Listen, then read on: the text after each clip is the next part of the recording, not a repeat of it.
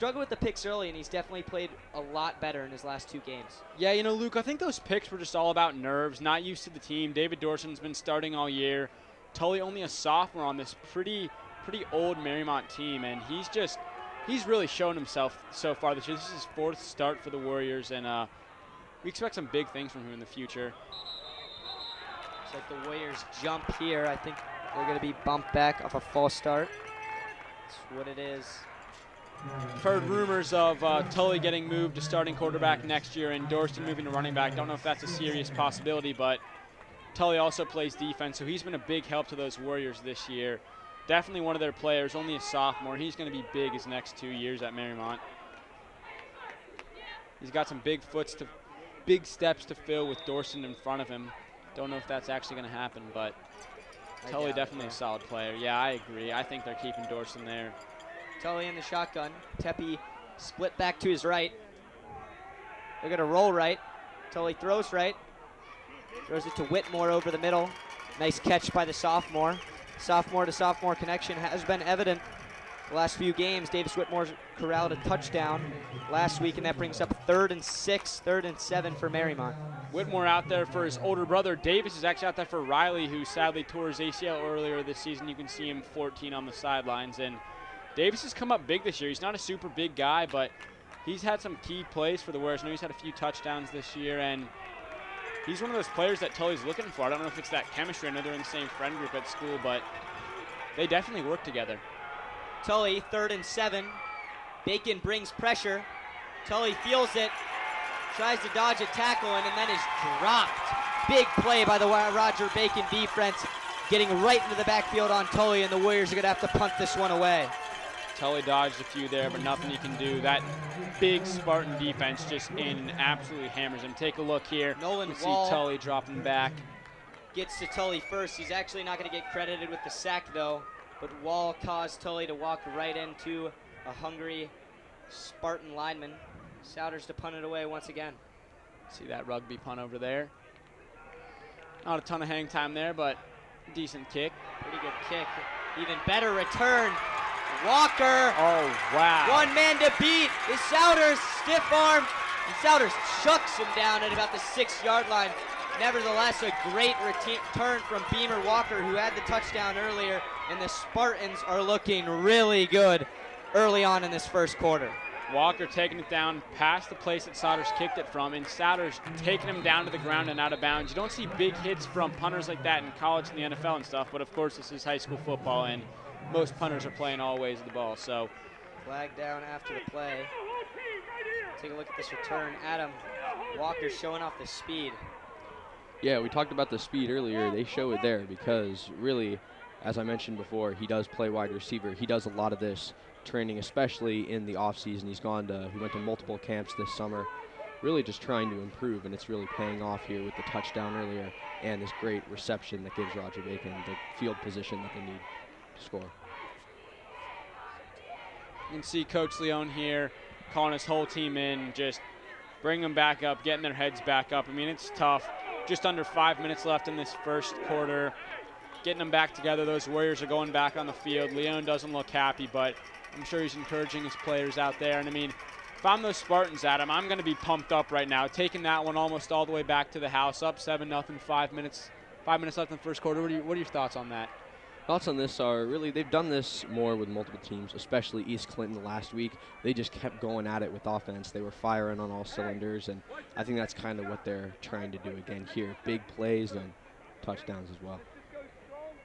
Mariemont definitely an underdog going into this game. Just trying to hang around. The penalty is actually going to bump the Spartans back to about the 25-yard line, so that is a huge win for Mariemont. I think it had something to do with after the play or a hold that brought it back. We saw Mark Morgan calling for a hold there at the end of the play, but Huber's going to lead his guys back on after a huge drive with that quick touchdown. Maybe Beamer Walker's gassed. Yeah, I mean, it could be. That was a long run, and he was taken hard out of bounds by Souders, but nevertheless, Huber, his top dog, Hutzel behind. Haven't seen too much of Hutzel. We're going to see him right here. Right up the middle. Makes a man miss. Tepe drags him down after about 7 yards up to the 18. Yeah, Hutzel gets through that gap well. It's going to bring him up to their the Warriors 17. Take a look here. You can see Hutzel breaking through that hole, getting up and taken down by Tepe on the ground. A shoelace tackle there for Tepe. Huber, 2nd and 3.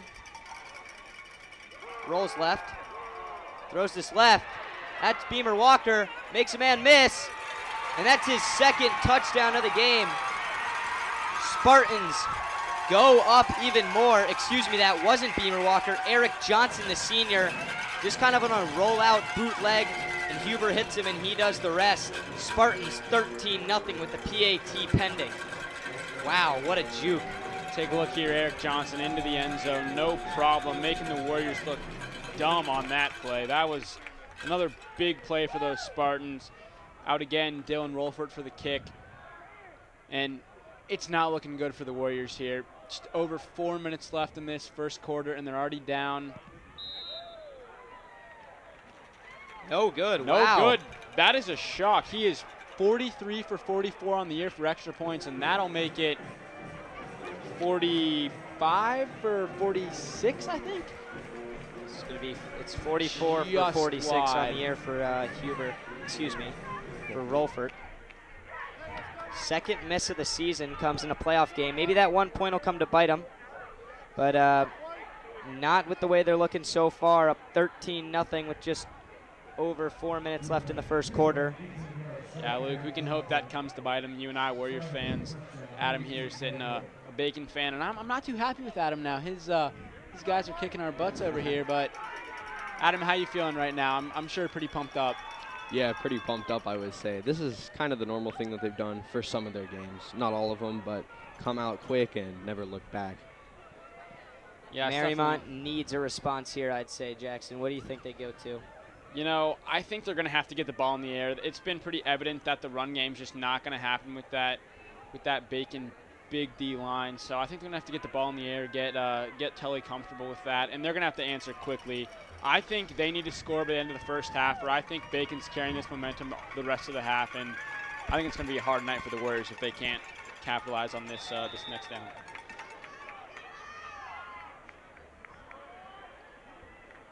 Rolfert kicks it away. Tepe can actually receive this one. Bacon coming after him. Tepe has a bit of a hole and picks up pretty nice gain, spotted at the 26-yard line. As Tully comes back on the field, Warriors, in their first 2 drives, picked up a first down early, and then it was straight down from there. Some penalties have brought them back. False start penalties on back-to-back drives. And with just 4 minutes left, I hate to say it, but I'm not going to say the sense of urgency is there right now, but you can definitely feel it if you are a Warriors fan or just in the stadium right now. They need a response the way Bacon's been moving the ball offensively. Yeah, this environment's not looking too good for the Warriors. They have been absolutely pounded tonight. They're going to need a big answer this series. Tully hands this one to Tepe. Takes along the right side. Nice play made there. In on the stop for the Spartans was Andrew, the junior. And that's definitely a big start for the Warriors. I mean, not a first down, but a few yards nonetheless. And if they can keep that up, I mean, little by little, getting those first downs, chipping away at that Bacon D line, it's gonna be important for them. And I'm hoping to see the ball in the air this series. Haven't really seen much of Tully tonight. Then again, only 9 minutes in. I think they feed Tepe. He's kind of the only thing going right now. And Tepe picks up another first down after the 6-yard carry. Dragged down in the play on Mumper. Souter's the player of the game, but Luke, to be honest, I think Tepe, take a look here. I mean, pretty good blocking by his offensive line. I agree. They've done well tonight. I'm not going to diss on them. They're definitely playing solid. Tepe's just shown his speed and agility there on that play, and him and Tully together are just going to have to really, really help the Warriors tonight if they want to have any chance of scoring. 1st and 10. Charlie Tully, the sophomore, in the shotgun. Souders at the top of your screen and the big Timmy Stewart at the bottom. Receivers won't matter here as Tepe gets the carry, and what a play made by the Bacon defensive line. That's 56. Alan Hill The junior, 6'2", 225. Now that is a big boy out there to take down Tepe. Tepe's not scared of much, but if I was him, I can imagine looking down at Allen Hill there. I'd be a little intimidated, but you're gonna have to get the ball in the air here. 3 straight downs going to Tepe. I'm thinking they're throwing it this down, Luke. 2nd and 11. They're going to give it to him once again, and that looks like the same result. Looks like they might have had a little bit of a horse collar tackler there, but what a play made by Dakari Edwards, the senior. Another big guy on that Bacon defensive line. Take a look here. Tepe gets it and immediately stood up by Dakari Edwards and Jake Lowell. Just no chance of him getting out of there. It's another big play for those Spartans. 3rd and 15. Set to play here. Tully in the shotgun on a pretty much guaranteed passing down. The last time the Warriors had 3rd and long, they did a screen pass. Let's see what they bring here. That's a screen pass out wide to Tepe, and just absolutely no one, I guess it wasn't because no one blocked. They all just ran streaks as Tepe kind of ran a little check down, and that goes absolutely nowhere. So the Warriors will punt on their 3rd offensive possession. This will bring up their 3rd punt. Nothing going. Looks like they're going to be at their own 37, hoping for a Souders big punt again, and hoping that the Warriors can stop Spartans from taking this one back again. I know last time that was terrible. Beamer Walker nearly took it back. See if they try to avoid him here. This one hits the ground. What a punt by Souders. Rolling inside the 15 and more. Textbook job by Connor Souders to keep the ball out of Walker's hands.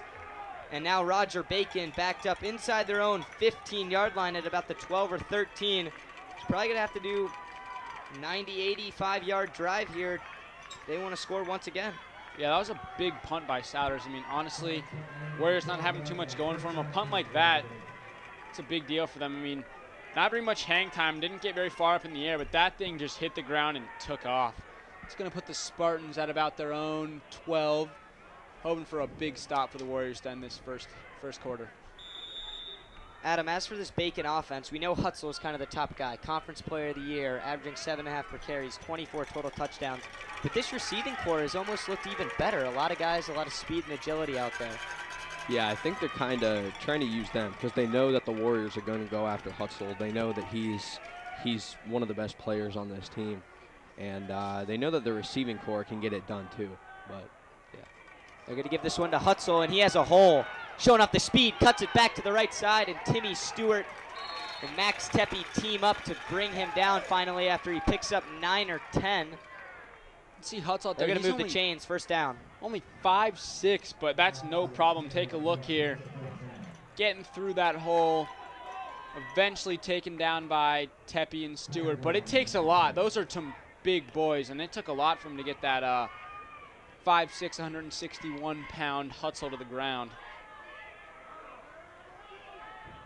Bacon coming off the 1st down. Pitches this one outside to the left to Hutzel. Shows off his speed, breaks a tackle, and picks up about 3 yards after the pitch play. 2nd and 7 coming up. It'll be Tepe barely taking him down there, but Hutzel again just showing his mobility out there, just getting through that hole, taken down by Tepe. That'll bring the Spartans up to their own 25. We're going to let the clock run out with just 10 seconds remaining. As that's going to wrap up the first quarter of action. 13-10 Spartans lead. Big punt return and the early touchdown from Walker has us at 13-0. ICRC-TV will be back for the second quarter. On air or online, this is media for your community.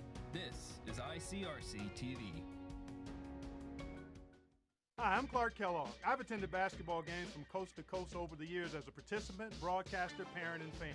And believe me, I've seen my share of unsporting behavior. The purpose of school sports is for kids to have fun, develop their skills, and learn lessons that will last a lifetime. So when you attend a school contest, please keep that in mind. Remember to behave in a way that reflects positively on your child, your school, and your community. Let's respect the game. This message presented by the Ohio High School Athletic Association. Welcome back as we can start off with this big play touchdown. Beamer Walker definitely been the X factor for the Spartans to get them an early lead. came on the second drive of the game. And here were the Spartans after a huge punt return. You can see number It's 12 their there. man. Eric Johnson getting that one, taking that one to the house. And the Spartans just showing complete and utter dominance to these Warriors, giving them nothing on offense, punted every time, and taking it to them on defense. The Spartans are looking great tonight. I think they have a serious, legitimate chance at making a big state run this year.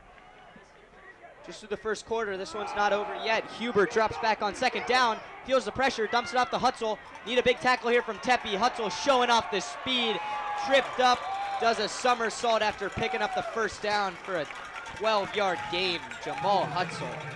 What a play. What a play. I mean, take a look here.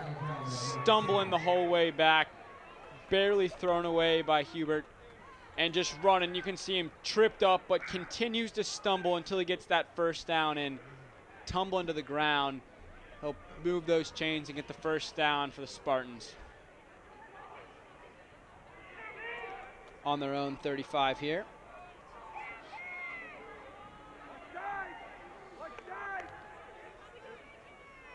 Man set in motion. They're going to feed this one to Hutzel. Wow, what a jump cut by Hutzel. Takes about 3 Warriors. Evan Morgan in on the tackle after he picks up 14 yards up to the Bacon 49-yard line. Adam, look at this jump.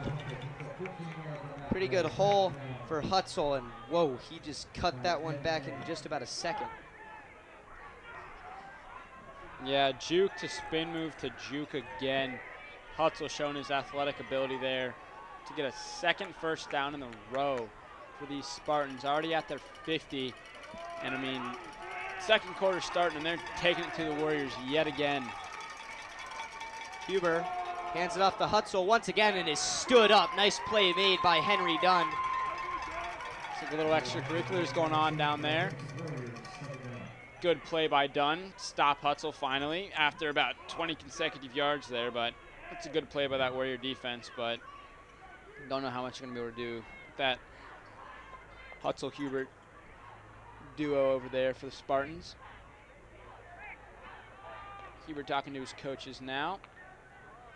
Getting ready to go in. Hutzel behind him.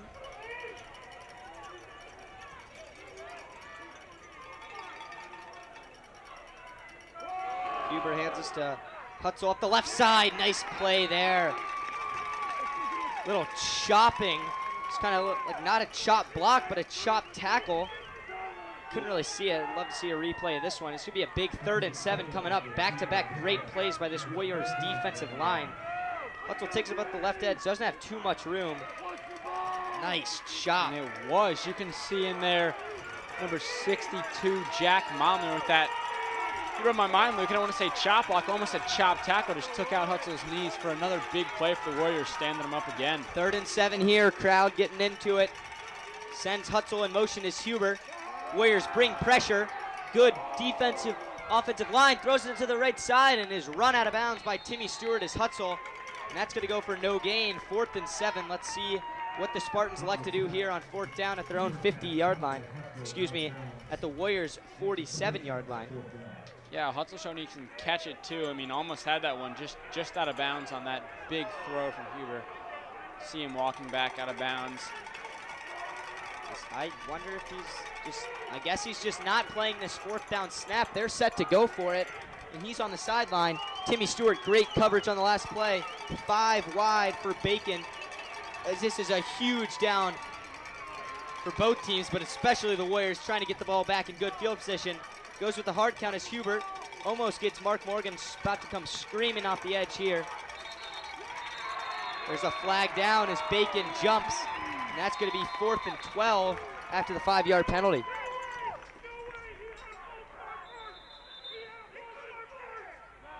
can see that Warrior student section over there. Leon out on the field talking to the refs about some discrepancy out there. David Dorston, injured starting quarterback for the Warriors. The refs are talking over there. See what this will come up to be. It originally, the line judge said false start. That's what I thought it was as well, Luke. They're going to say a timeout occurred before the penalty coming from the Bacon sideline. Coach Nick Leone is vivid at about the 37, talking to the referees He's saying, come on, man, that definitely happened. I mean, it looked like Mariemont jumped first. The thing is, the offensive lineman for the Spartans kind of has to instigate once a defensive lineman jumps and kind of get the neutral zone infraction penalty, which didn't happen, and then the false start then occurred, but I guess the timeout was prior to the penalty. Stays 4th and 7. Yeah. The Warrior 48. Leon furious over there. The Warriors just trying to catch a break here tonight. Down 13-0, 9 minutes to go in this first half. Leon's furious. Dorston crutching off the field, giving his players, and you can just hear this Bacon crowd out here. Jackson, that pumped timeout up. gives them another chance and gives them a chance to bring in Hutzel to the game. Let's see what he brings to the table. 4th and 7, a passing down, but the way they run the ball, I wouldn't be surprised. Warriors loading the box.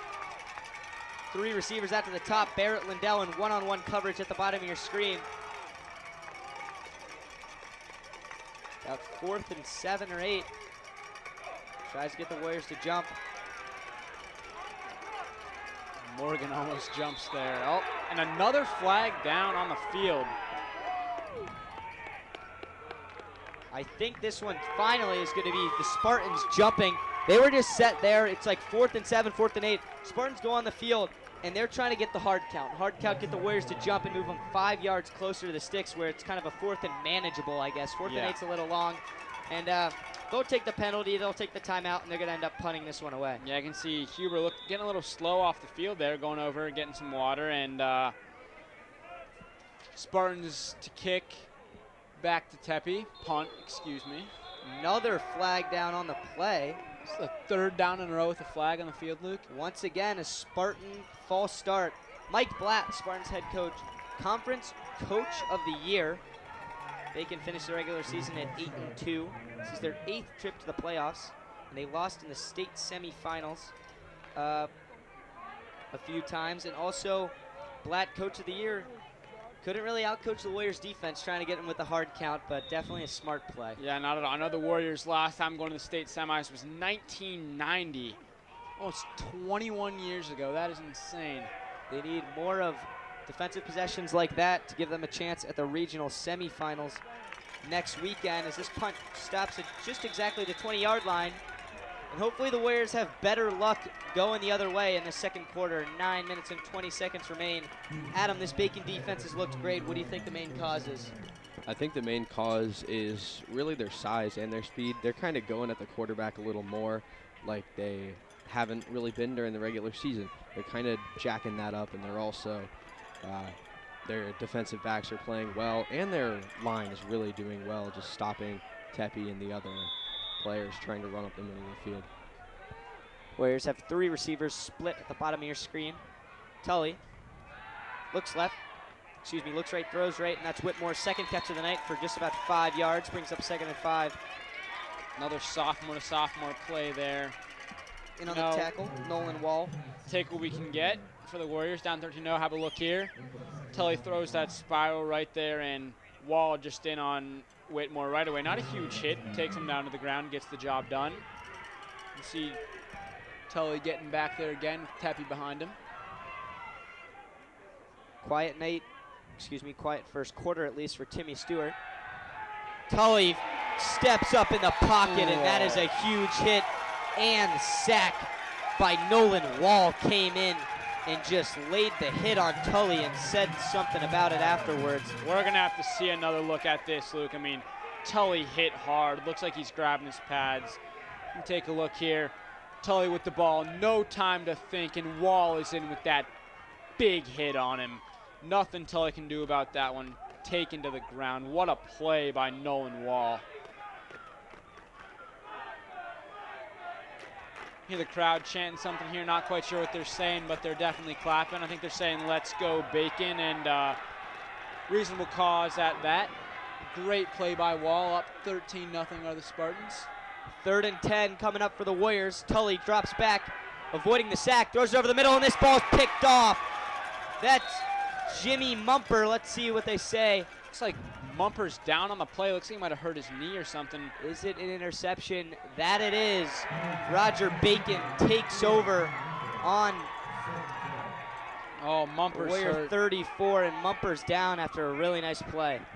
we're hoping for the best, Luke. High school football, nobody wants anyone to get hurt. We're hoping Mumper gets up, speedy recovery. He looks like he's in a lot of pain down there on the field, and we're hoping for the best for him there. We can have a look at this play here. You can see Tully throws that. Looks like his intended receiver was Connor there, and Mumper just there to get that ball right before it hits the ground.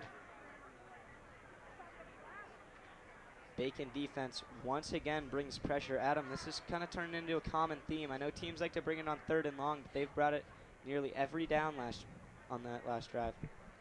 Yeah, I think they've really been doing that, and they've been especially utilizing Nolan Wall. Being the wrestler that he is, he's able to make the tackles and the sacks.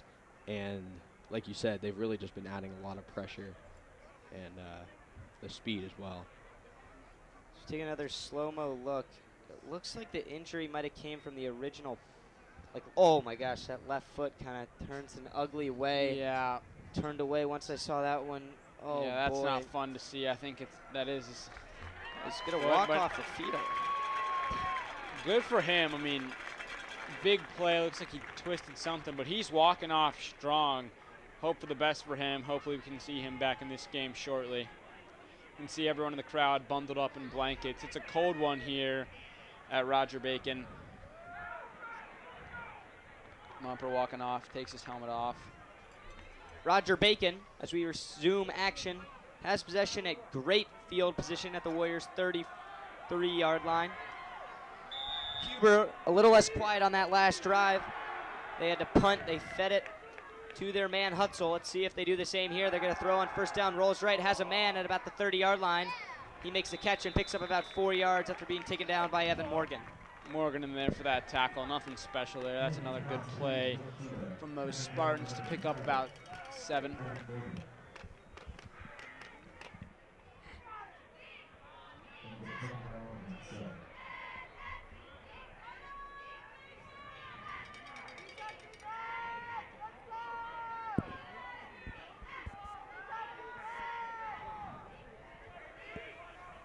Second and 6. Spartans hand this one off to Hutzel. Hutzel bounces around the outside, showing off the speed. Barrett Lindell finally tackles him about 22. Great play by the Hutzel, bouncing it outside after having nothing up the hole. Yeah, Hutzel almost runs into those cheerleaders there. You can take a look here. Hutzel with the ball. Goes straight outside. Cutting around Tepe, can't get to him. And he's out and taken down by Lindell. Barrett Lindell got first team honors this week as a CHL first teamer at quarterback. There's a reason we haven't said his name, and it's because they're not throwing his way. As his man in really good coverage, and Lindell a little bit undersized to say the least, but definitely has the heart of a champion, or at least the heart of a first team all conference cornerback. Plays defense with you, Luke, in the cross. I know, I'm sure you know about all of his heart and dedication to that. Actually, a penalty on that last play is going to bump Bacon back to the 40-yard line. Warriors catch a break. They're going to dump this one off the Hutzel. Screaming right after him is Timmy Stewart. He makes him miss. And Stewart, Lawson, Wade, and Jack Milam team up to make a pretty nice play. And that's going to bring up 3rd and 12. Warriors defense, after a really helpful penalty, has another chance to stop the Spartans. Take a look here. Huber to the ball to Hutzel, and not 1, not 2, not 3, but 4 Warriors it takes to get him down on that play.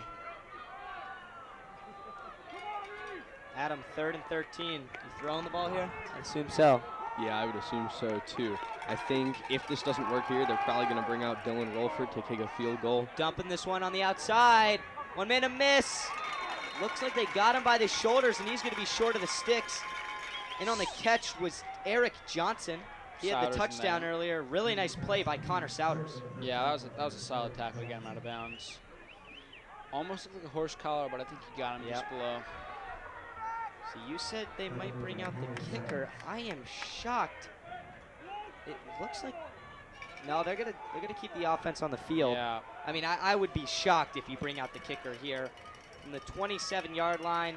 It's about a 44-yard kick, and it's 4th and 4. I'd roll the dice, especially the way this offense is going. Yeah, 6 minutes left in the half. Probably going to get the ball one more time. I'm thinking you're going for it. Make a statement here in this first Warriors half. really need a stop here. Trying to retain possession after a bad interception. Their last offensive drive, the defense can get it back for them in the I formation. It's the Spartans, and there's going to be a timeout or interruption. Did they get the Warriors to check? I think that, Oh, it's going to be a false start or a delay a game penalty. yeah, that Warrior D-line was clapping out on the field. Take a look at what this call is. There's a lot of confusion on both sidelines. But yes, the Spartans are going to get backed up. And hey, 4th and 9, 4th and 10. Adam, I wonder if they dare to bring the kicker out. They're not going to, but they're going to roll the dice. Huber getting the call from the sideline. I think it was a delay a game penalty. Looked like he spent a lot of time over there pre-snap. Yeah, that's what it's looking like, Luke. 4th and 9 for the Spartans on the Warrior 32. They're in a very weird looking formation. 3 men behind Huber. Warriors load in the box. 4th and 9. Let's see if they try to get him to jump again. No, they're going to snap this one. Drops back in the play action. Has absolutely nobody. Connor Souders gets to Huber. And the Warriors are going to take over on downs after another great defensive stand. Well, that's a big play by the Warriors. That's what they need. I mean, Spartans coming in, taking it down. Not to be a pessimist or anything about either team, but you take a look here. I just don't get the play call. Rolling out short side of the field, had absolutely nobody the whole time. That's why I just threw it away. Yeah, nobody in sight. That's a good call by Huber to get that ball out of bounds instead of getting dropped back even further. The Warriors are going to get it now at their own 32. We'll see what they can do with this play. This is a very big drive, Jackson. Just under 6 minutes left. Mariemont trailing 2 possessions. They do get the ball to start the second half. So to get some points up here, get them right back in this game. Tully drops back, has some time, steps up. Oh, and the ball is loose. Roger Bacon has recovered this. Charlie Tully tried to step up and roll out, and just after one play on offense, the Warriors turn it over once again. Roger Bacon defense, takeaway city in the second quarter.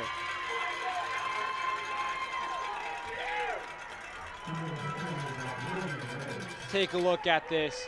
Tully rolling out, and that's just a big hit by number 79, Dakari Edwards, for those Spartans to knock that ball loose from Tully. Picked up. The Spartans are going to get that ball right back. At exactly, well, it's the 32, but got traded at the 33. Warriors started at the 33, turned it over at the 32. I mean, turnovers definitely been a problem for Charlie Tully. Undersized underclassmen, kind of getting the best of him right now in this big moment. Trick play here by the Spartans. Rolling out, set to throw. Is a receiver. This ball's up for grabs. Nice play made by Evan Morgan in coverage for the Mariemont defense. Trick play and a big hit taken by the receiver who actually threw the pass, Jimmy Mumper. Take a look at a little flea flicker by the Spartans. Take a little pitch, end around action. And then Mumper set to throw this one. Big hit mid-throw. I don't even know why he threw that. Great play by Morgan in coverage. Yeah, I was just about to say, he got his hand up right in between that intended receiver. Knocked that ball free. Regardless, Spartans going to get this ball back on second down, 2nd and 10. Spartans send Hutzel in motion. They have Hutzel on the wheel route. They don't look his way, though. And after about a 6-yard catch, Whoa. They say the Warriors sprung the ball loose, but forward progress had the Spartan receiver down by contact. Wow. This has been an interesting second quarter. Take a look here. Huber throwing that ball. Caught by Eric Johnson there and just taken back by a whole squad of Warriors, but no strip there, just forward progress. Johnson with a nice play. Adam, that does bring up third down, and third down execution hasn't been too good for the Spartans tonight. What are you doing here? I say, given their field position, I don't know. I think it would be beneficial for them to run the ball here, seeing as it's only 3rd and 5. 3rd and 5, sends a man in motion, brings it back towards the line of scrimmage. They're going to pitch this one out to their guy, Connor Souders, trying to chase him down, screaming for a hold call as the Warriors, and he just steps out of bounds. I don't know what the heck Jamal Hutzel was doing. He didn't even want to get hit. Yeah, I don't know. He looked a little scared on that play, just ran right out of bounds. That did not look like a Conference Player of the Year carry right there. Take a look again. So there's going to be a hold on this play. You can see right there at the back of your screen. They didn't call the hold. But now, a 47-yard kick attempt for the Spartans. Big fella Dylan Rolfert in to kick this. This would tie his career-long, season-long, and program history-long Special Teams Player of the Year, set to kick it. Oh, looks like it's tipped by the Warriors. I think the Warriors got a piece, and Mariemont's going to get this one back. Back-to-back, great, actually back-to-back-to-back, great defensive stands by the Warriors. A turnover on downs, a punt, and now a blocked field goal, or at least tipped field goal. See J.D. Long and David Dorson on that Warriors sideline, pumped up about that play. I mean, this ball has stayed in between the 20 and the 30. I mean, for the last 5 minutes, you can take a look here. So it actually just wasn't tipped. The launch angle was perfect. It looks like a complete knuckleball, and it was just wide left. The second it left Rolfert's foot. Honestly, 8 of 10 on the year now. I think there's a chance that was tipped, Luke. I couldn't really see, the but launch angle was so high there. Tepe picks up about 5 on the carry. And the Warriors, Jackson, are gaining some momentum here. Just under 4.5 to play in the first half. Yeah, you know, their whole team pumped up after that missed tip, regardless of what it was, all pumped up. And this is a big play for them. 4 minutes left in this first half, excuse me. Try to get something done. Break down this margin a little bit. 13-0 Spartans. Adam, Spartans not looking too good on their last offensive plays. Their defense has held up great. They're facing, I'm not going to say adversity, but it's just they're struggling a little bit on the offensive end as Tully throws this one out wide and just out of the reach of Timmy Stewart. Flag comes in at the end of the play, though. This is going to be roughing the passer. Yep, roughing the passer, 15-yard penalty. Anything in a playoff game like that, 15 yards is a huge shot play. Brogan Weathers, the junior, not making a smart decision at all, hitting Tully way late. From a play that was nothing to a play that was something. That's 15 yards, big for the Warriors. That's going to move those chains up for them. Take a look here. That's super just a dirty shot. That's messed up. I mean, head down right in his gut. Ball's completely gone. Just lit him up for no reason. Yeah, that's a dirty play. Adam, back to your original thought. I mean, it's not adversity, but stuff like this, I think they might be a little rattled. I mean, you guys do get a lot of big wins. You're on pace right now to get a big win, but the Warriors kind of stepping up and holding their ground, I'd say. Yeah, they definitely are. Charlie Tully over the middle, has a man, Ethan Malafa. He picks up the first down and some. Takes about 4 Bacon defensive backs to bring him down after a 12-yard catch. And the Warriors have now entered Roger Bacon territory at the 49-yard line as the clock continues to move, 3.5 to go. Trying to jar it loose. Ethan Malafa just kind of finding a spot in the middle of the field, sitting down and doing his thing.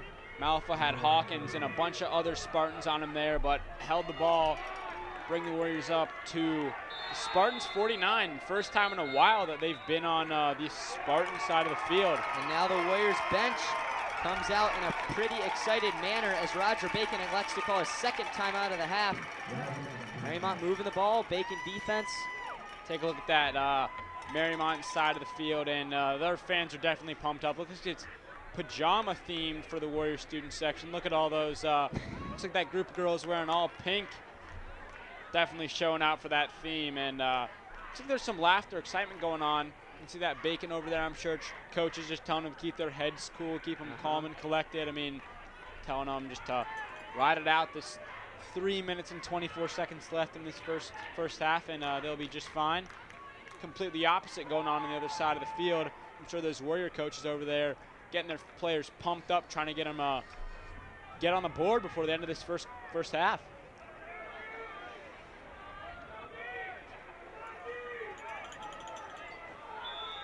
See Tepe there on your screen getting ready. Just under 3.5. Tully 5 wide. Lone man in the backfield. Warriors offensive line's going to hold up here for Tully. He's going to roll left, throw left. What a throw and what a catch. Connor Souders on the outside picks up 9. Big catch by Souders. Grabbing across his body to get that ball before he went out of bounds. Going to get a replay right here. Take a look. Great throw. Leaving the pocket is Tully. Throwing across his body. Great throw in motion to Souders, and that's an excellent play from that sophomore to senior.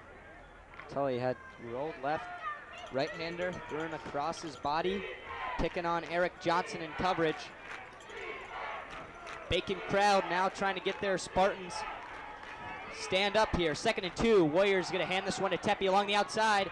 Stiff arm. Tepe knocks a man down and picks up the first down. Big run from Max Tepe. That's a huge play by Tepe. What a stiff arm, just taking that Spartan down for the first.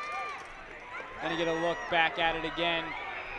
That's Tully to Tepe. Tepe running around the outside. Oh, eat that. That's Nolan Wall absolutely destroyed by Tepe getting outside. And that's another big play for these Warriors. David Dorston out there in that Warrior huddle, getting them pumped up. Can't be there out on the field with them, but he can definitely be there in their hearts, getting them ready. I'm sure talking to Charlie Tully, that sophomore quarterback. 3 minutes left, just hoping to get something on the board for these Warriors. Another timeout. So timeout, then a play, then another timeout.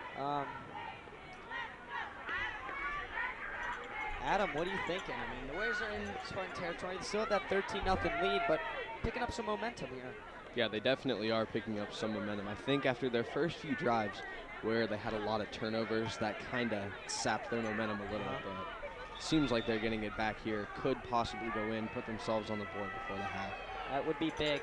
I think even getting any points here, I know the Warriors do have a pretty good field goal kicker in Marco Zanardo, but their sights are for the end zone as they're set to play the first down snap inside Bacon territory at the 37-yard line. Warriors get the ball, start the second half. Remember, screen pass design. Lord. It was a screen pass, so the defensive line broke through untouched. There was only like 2 of the Mariemont offensive line out to block for Tepe. Charlie, super smart decision to just dump that one. Yeah, I mean, he saw, look at this. You can just take a look here. 4 big defensive linemen for the Spartans coming in. Charlie, smart decision just to throw that one away before he gets pummeled.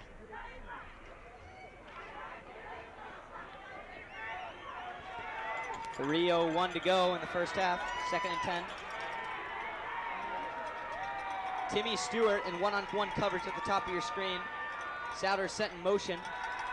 Charlie looks Souders' way, has a man, has a catch, and I think he doesn't have a first down just by 1 yard, but that's another good pickup. Charlie Tully Jackson, I mean, I'd say the biggest flaw in his game is just the weak arm of some sort, just considering he's still growing. Take a look there, just a low throw, but doesn't matter. Catch. Souders gets that again, another big Warriors go catch. hurry up over the middle. Oh, on 3rd and 1, this ball is knocked down. Intended receiver was Tepe just on a curl route. And that's a very nice play made. To get back to roughing the passer call from earlier is Brogan Withers. Brings up 4th and 1. Yeah, take a look here. Tully throwing that one down, and Brogan Withers just in there to smother that one in. This is a huge down, Jackson. Yeah, this is a huge down. This determines the rest of the game, in my opinion. Crowd getting into it, giving Bacon the defense, his Bacon defense. Trying to eat some bacon here and stop the Warriors from picking up the first down. 4th and 1, Tully's gonna be 5 wide, I'm shocked. I'm surprised they don't just give it to their guy Tepe. They're gonna throw it here, a lot of trust in Charlie Tully. Drops back, has a lot of time, has a man on the left side as Ethan Malafa. Warriors convert on 4th down. Ethan Malafa hit pretty hard there after the first down pickup, moving those chains up for the Warriors. I mean, that's a lot of trust in your sophomore quarterback. Take a look here. I mean, big play, great throw by Tully, getting that out to his big senior. Very gutsy play call by the man on your screen right there. Head coach Nick Leone just in his 3rd season. Tully drops back, looks left, throws left. Going for the acrobatic catch was Connor Souders. That's going to bring up 2nd and 10. He's done it a few times this game, nothing there.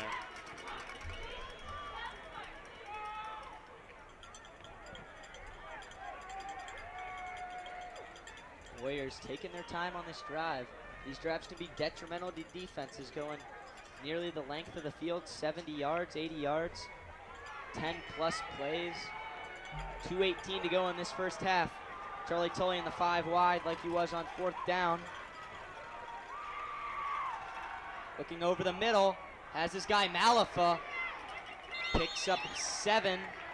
Gonna bring up 3rd and 3. Another huge down coming up, but Jackson, Ethan Malafa looking like Charlie Tully's go-to guy tonight in the playoffs. Yeah, I'm thinking Malafa and Souders both. I mean, we haven't really seen much out of Lindell, Stewart, anyone like that. Really just Malafa that has come out strictly tonight. Malafa and Souders on.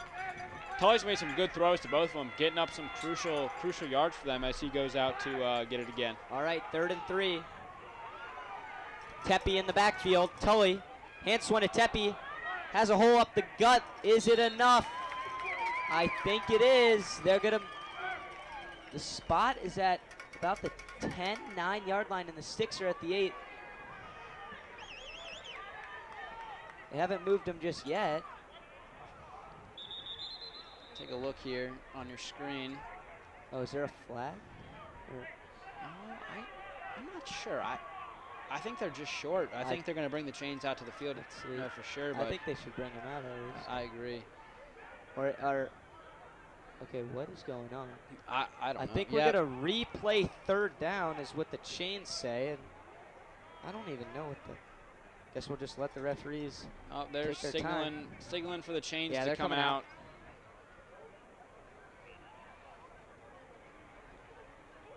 The spot was kind of questionable. I thought Tepe was at least at the 10-yard line after falling forward. Yeah, I don't think they got it here. Yeah, it doesn't.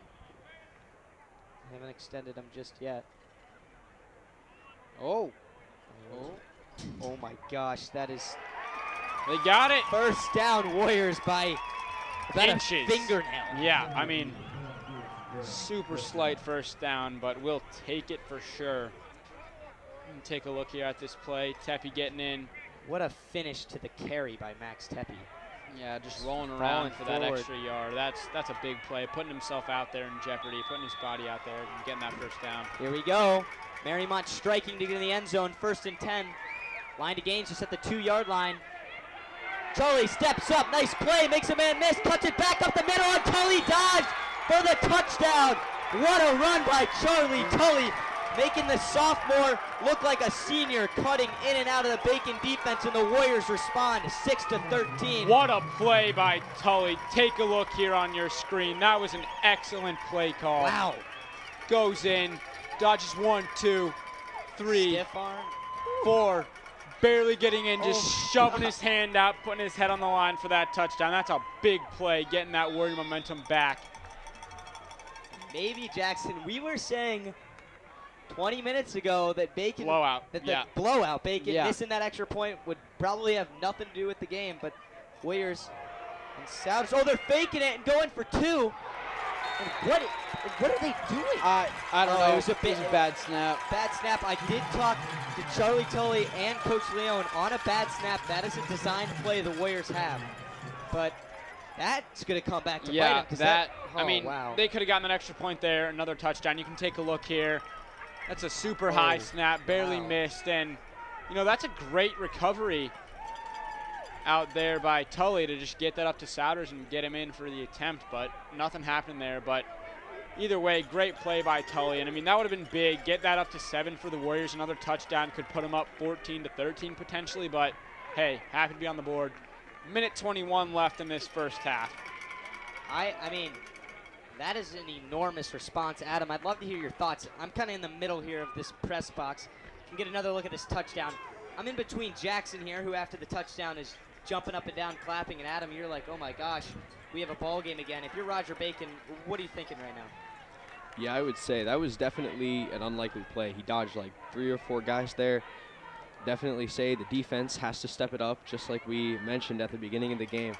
I say that you just try to score. 1:21 left in this quarter, so just try to score before the half. They do have time, not much of it. They used their timeouts though on that last drive, trying to get their defense to step up, which they could not. Charlie Tully, 2 turnovers tonight, Jackson. Huge touchdown. Yeah, that making was up for both of them right there, I'd say. That was for sure big. That was one of the best plays of his high school career, in my opinion. Oh, this kick is somewhat muffed after the squib by Zanardo. You know, I'm wondering if that was an onside attempt. I mean, he looked like he got over that ball a lot. I don't know think if they're that was an keeping it attempt away to squid. from Bacon's returner. Yeah, I mean, 4 touchdowns on the year. Not sure why you wouldn't. I mean, that's a smart play call by Leon out there. I mean, Geyer's taken it to the house 4 times this year on kick returns. Take a close up here at Zanardo. He's just taking a deep angle. Yeah, that was just an unfortunate kick. I mean, Bacon misses that ball, but they still quick to jump on it is Nolan Wall. They get pretty good field position here at their own 35. I think we're going to see them throw it quite a bit as they are limited on time. Minute and 19 left in the half. Warriors receive the second half kickoff. Looking for a stop, and Bacon trying to increase their lead. Comes out right, and this one's incomplete. Oh, right to Beamer Walker, and he just barely misses that one. I think it was kind of into the ground. We have a tough angle up here. Yeah, I couldn't really see potential replay on that, but I'm not really quite sure what happened there. It was a design screen to the left side, down to the Warriors sideline. For Beamer Walker, the speedster. He's been non-existent. Yeah, since the first quarter, really haven't seen much out of him. 2nd and 10. In the shotgun, high snap. Huber knocks it down, a ton of pressure coming his way. He escapes out to the right, trying to throw downfield. This ball's up for grabs. Max Tepe has intercepted this at the Warrior 46-yard line, and that is nothing short of a terrible decision by Huber.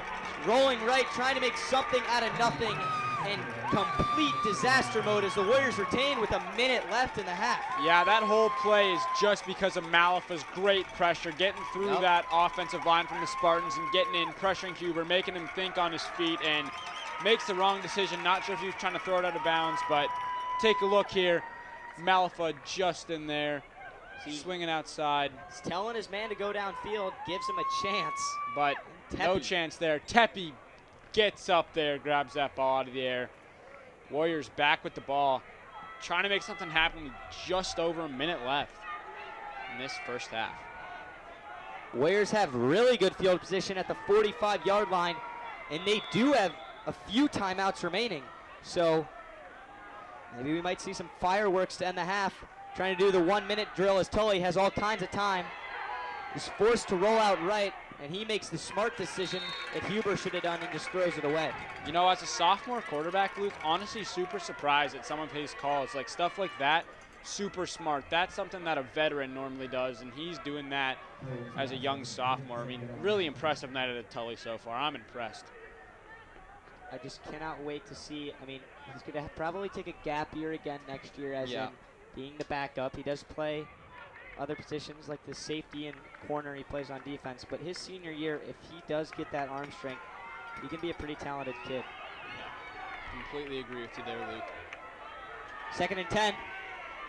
Bacon crowd trying to get their defense step up here and keep this a 7-point game going into the half. Tully, check down out wide to Tepe, cuts it back up the gut, makes a man miss, and Hall in on the tackle after about 3 yards. That's not going to cut it, trying to do the 1-minute drill. So the Warriors need to get up to the sticks. Hurry up offense in effect.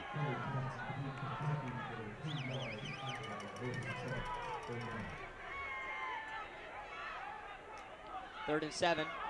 They get the snap up pretty quickly. Look wide to Whitmore. He needs to get out of bounds. That is a sophomore mistake from Davis Whitmore. Nice first down, though. That's a mistake. He had time to get out, and he chose to go right at his man. Should have just stepped out there, saved one of their timeouts. 30 seconds left.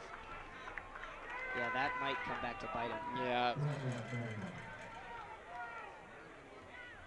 Adam, Roger Bacon, as we've seen kind of mainly in the first quarter, they're just a super talented team. A lot of athletes on this roster.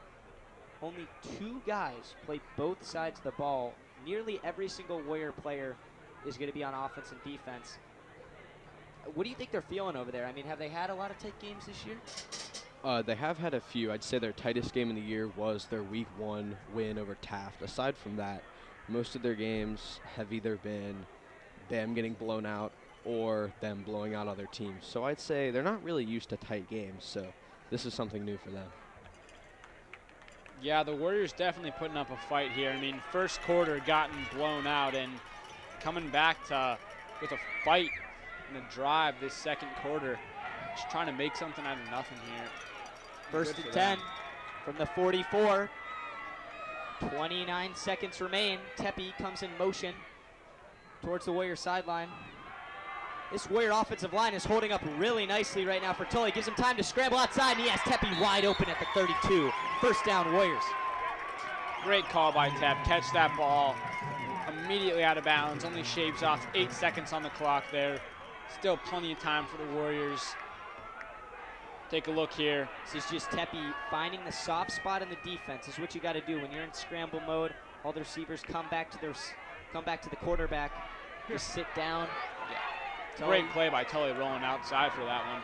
21 seconds remain. This is a crazy second quarter, back and forth, back and forth. Maybe the Warriors take a shot. Tully doesn't have too much time and throws this one away. Roughed up a little on that play was Tully. Nothing out of that. Jackson, you play soccer, or you did play soccer. Yeah. Mariemont boys soccer team was eliminated last week after a really good season, but with the Warrior kicker, Marco Zanardo, the lefty, what kind of leg do you think he has as we come down to the end of the half? He's got a big leg, Luke, but to be honest, the Warriors have been having Souders take the field goals and Zanardo really taking the kickoff. So, I mean, long field goal, could potentially see Zanardo out there, but to be honest, I think they're going to stick with Souders, who's been out there a lot of the time. But I have seen Zanardo nail a 51-yarder, but that's with no offensive line. That launch angle has a lot to do with the distance. Trying to make this kick maybe shorter is Whitmore. Nice catch by Davis Whitmore. What are they saying? So it is a complete pass. Warriors, of course, call a timeout with 3 seconds left. So spot is at the 27. That'd be a 44-yard kick.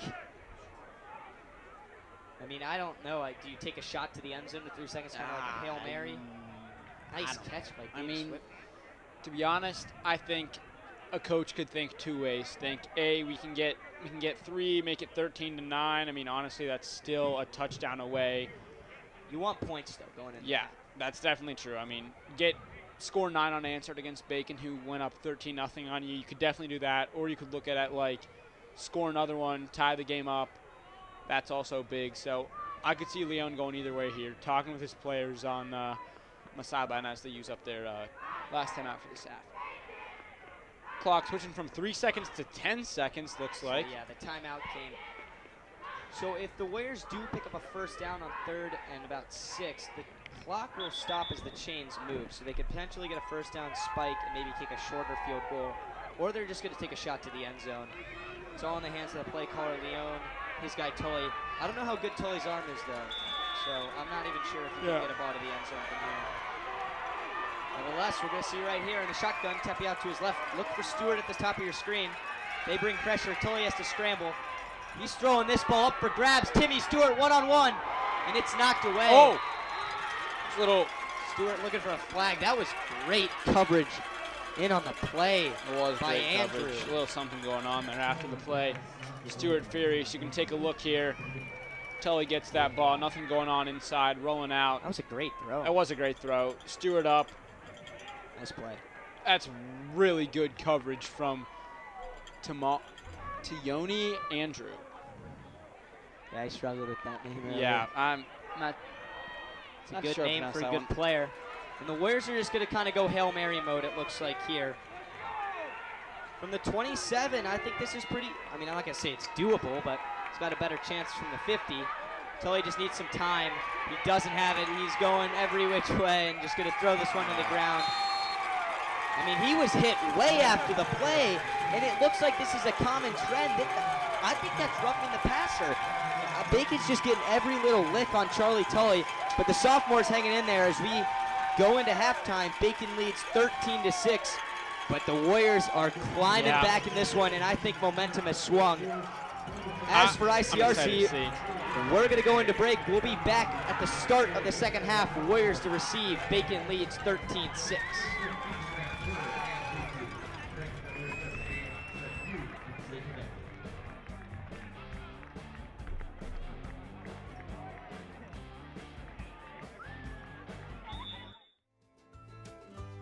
on air or online. This is media for your community. This is ICRC-TV. There's no better feeling than to be a part of a fire department. This is a family. Police officer, it's a great job. It really is. You never know what you're going to get. You never know who you're going to help. We're forgetting what's going on outside. We're focusing on what's going on in here, and we're all family. This idea of a family academy, connecting families to talk about relevant issues. Unbelievable. Milford has stormed all the way back in this football game. The Warriors in the state finals! State finals! Ohio Wesleyan, here we come! And it's up to every one of you all to keep this going and carry the torch. I hope you will do that. Thank you. ICRC-TV. I was physically at school, but my mind wasn't at school. I had problems at home. That's when I met Narnese. She started helping me a little bit, like, Nia, I don't know what you're doing, but your future is more important. She's my strength. It takes a village to help somebody get their diploma. It changes your whole life. Find free adult education classes near you at finishyourdiploma.org. Hello, everyone, and welcome to ICRC-TV Sports. Three-pointer. Got it! What a goal! Mariemont going to the championship!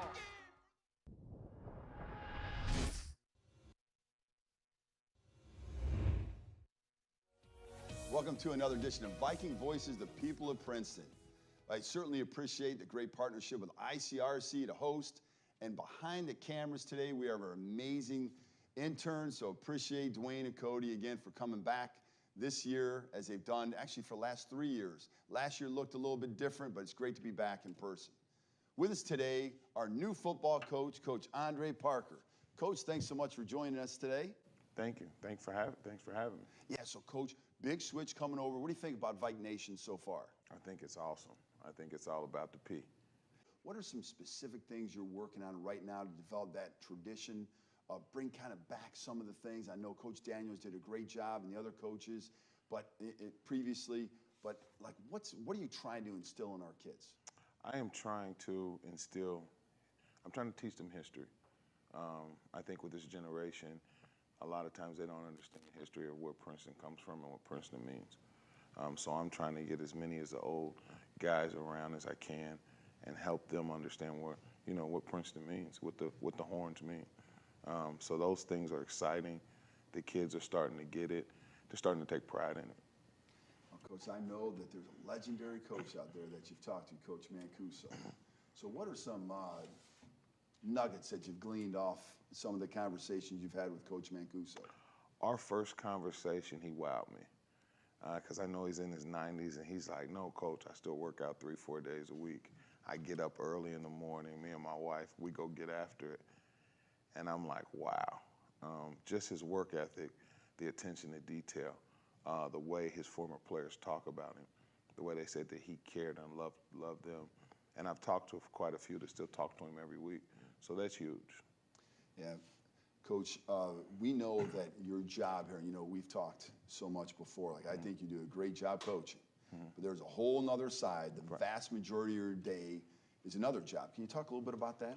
So essentially, I'm a secondary support for the students at the high school and middle school. So what I've been doing in these first few weeks is really building relationships with the kids, getting them to trust me.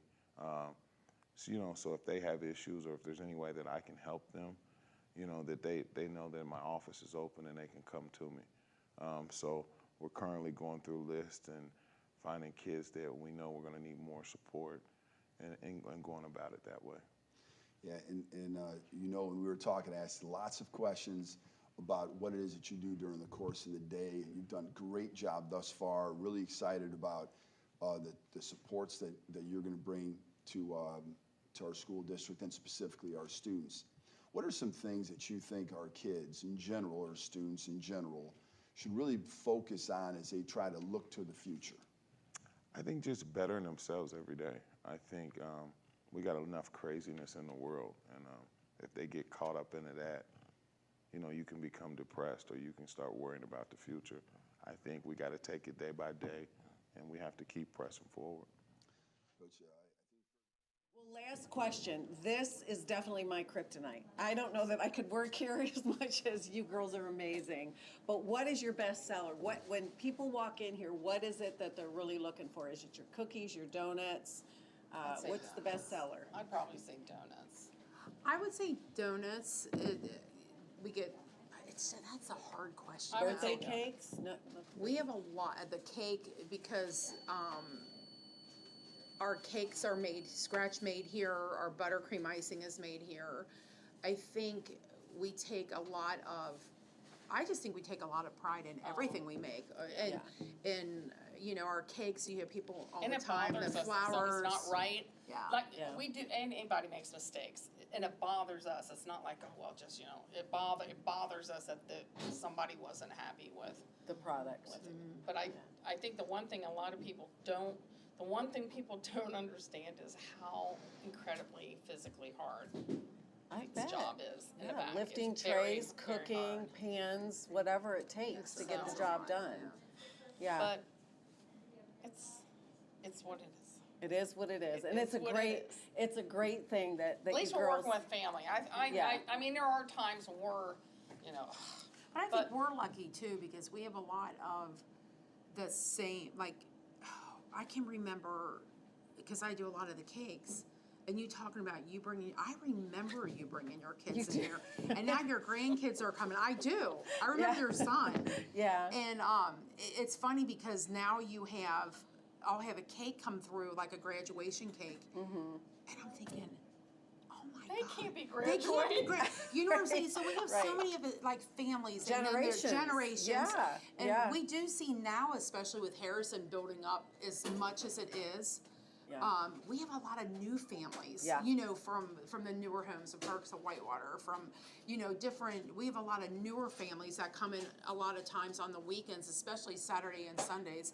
She doesn't work in the store on Sundays, so she would probably not know the faces. Yeah, but I see them and I'm like, hey, glad you guys came back. We have a lot of new faces too. Yeah. We really do. That's awesome. Yeah. That's awesome. Well, the Harrison Chamber is going to be nominating different businesses for different categories.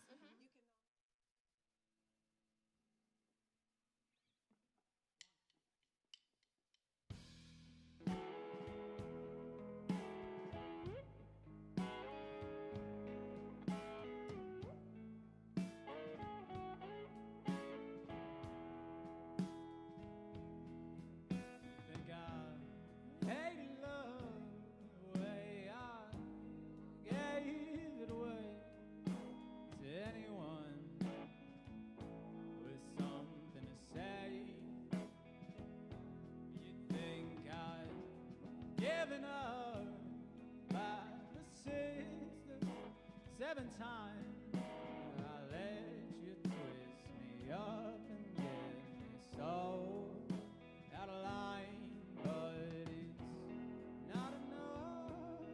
Just wanting something better. No, I should just be grateful for the things that I have. Hanging tough, and I'm hanging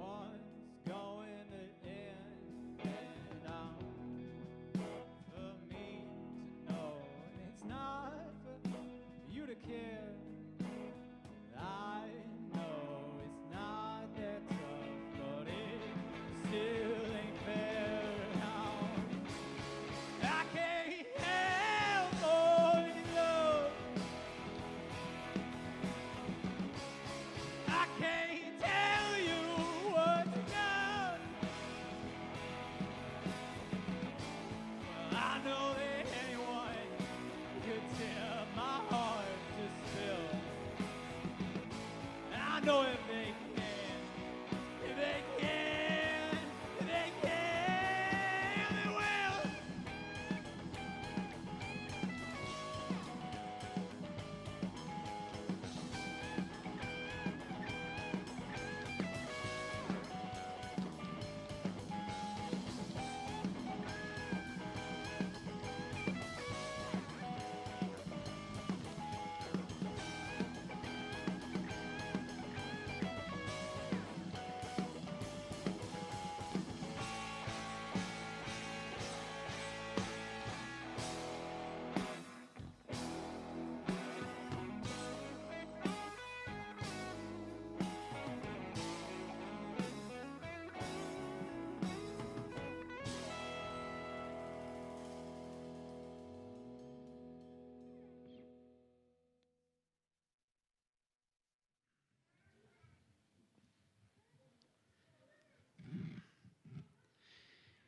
Angela Bazari Flugrath.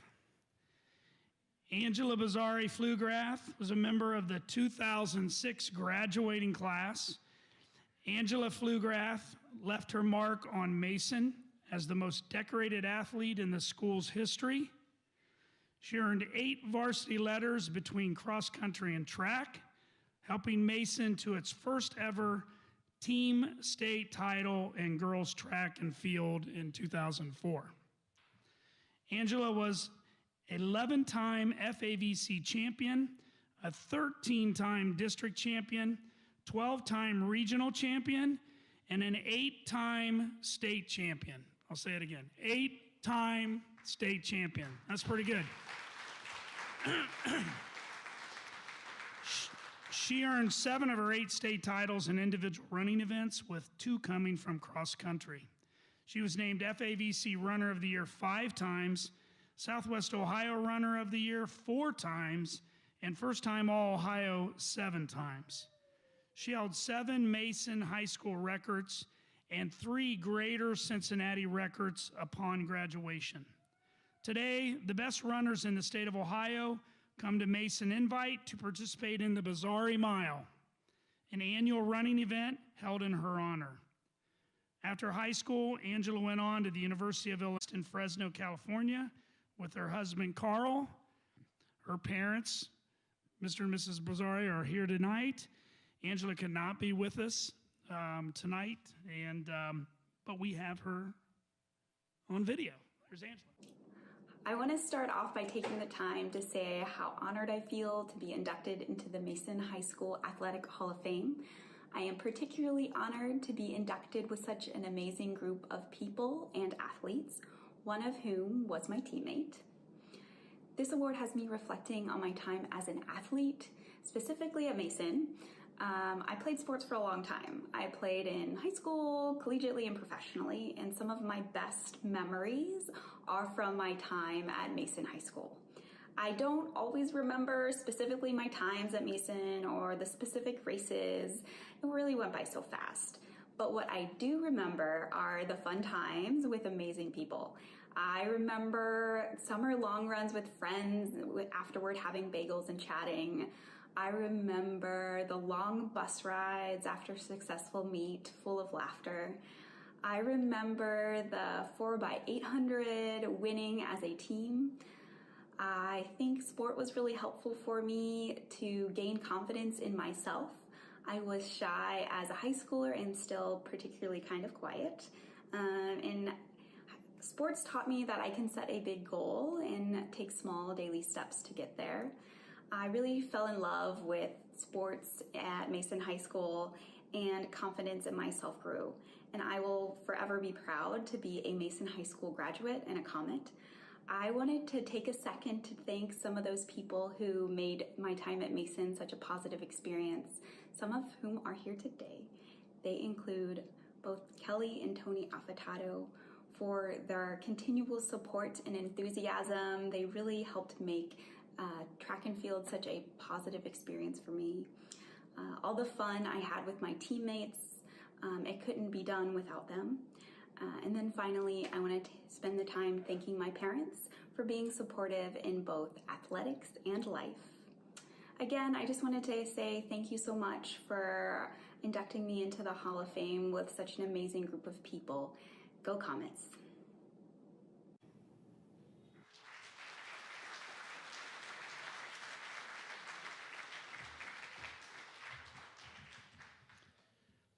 Let's hear one more round of applause for all of our inductees.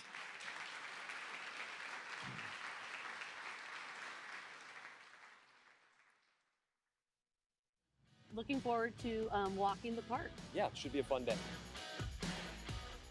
So Ted, right now we are standing inside the park where we will have several gateways, one being at 5 Points at Main and Lila, and a couple on either Main Street and on the Lila side. Yeah. And it'll be this great green area where people can come in and just enjoy the day. Absolutely. And there's going to be meandering paths with tree line that will provide shade.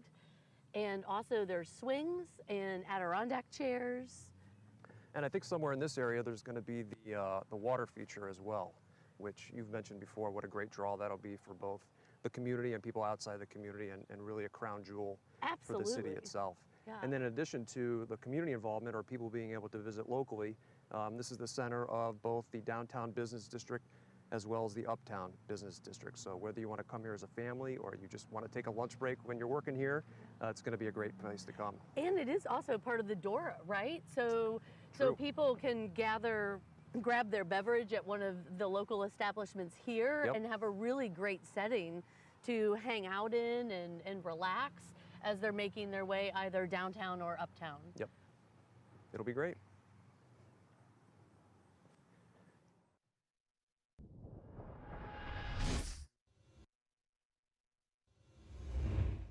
Good morning, Uglyville! Every ugly doll is unique. I'm Moxie. Bobo. Wade. Call me Slick Doll. What?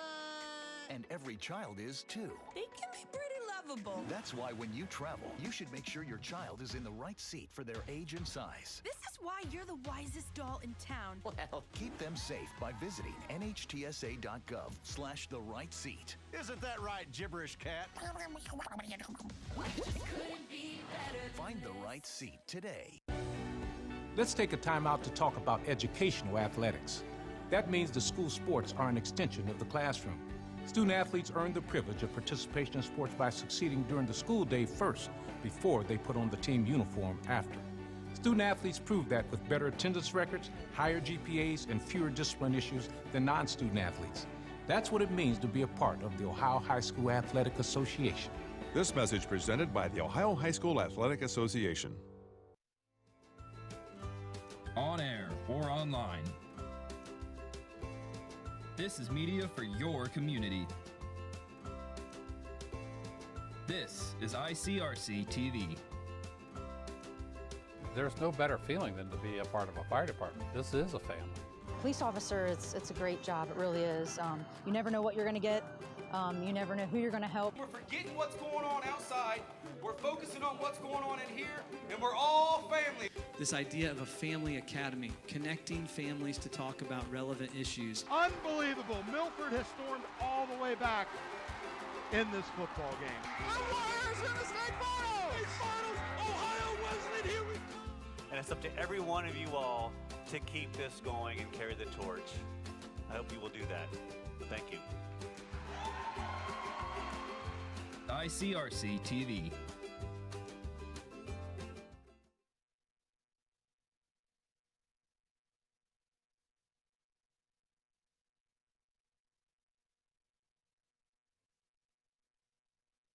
I was physically at school, but my mind wasn't at school. I had problems at home. That's when I met Nornice. She started helping me a little bit, like, Nia, I don't know what you're doing, but your future is more important. She's my strength. It takes a village to help somebody get their diploma. It changes your whole life. Find free adult education classes near you at finishyourdiploma.org. What to expect when you're expecting a teenager. Today we're talking about how to wake up your teen, and this works literally every time.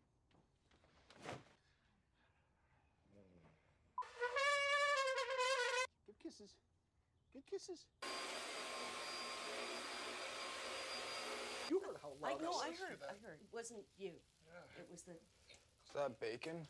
You don't have to know it all to be a perfect parent. Thousands of teens in foster care will love you just. Our hearts are made stronger by how we treat others. Put her there. The light you share can impact those around you, but so can the darkness. Later, twerps. Did Pete saying mean things bother you? So when you reach out to another person, take a moment to consider how they will feel and let your heart be the key to making a difference. Because of you, someone's entire day, year, or even life can change. In every heart, there's hope. Sometimes the things we do or say can make others feel hurt, excluded, or isolated. Everything you say and do creates an impact. How am I supposed to save the whole world? You can't think about saving the world. You have to think about saving one person. Because of you, someone's entire life can change. You don't have to be a superhero to have a positive impact. Friends? Friends.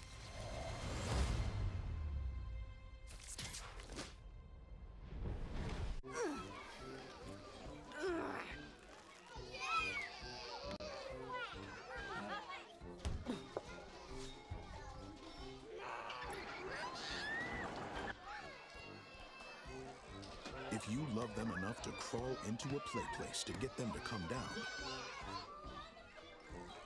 then surely you'll check nhtsa.gov/the-right seat to make sure they're in the right car seat.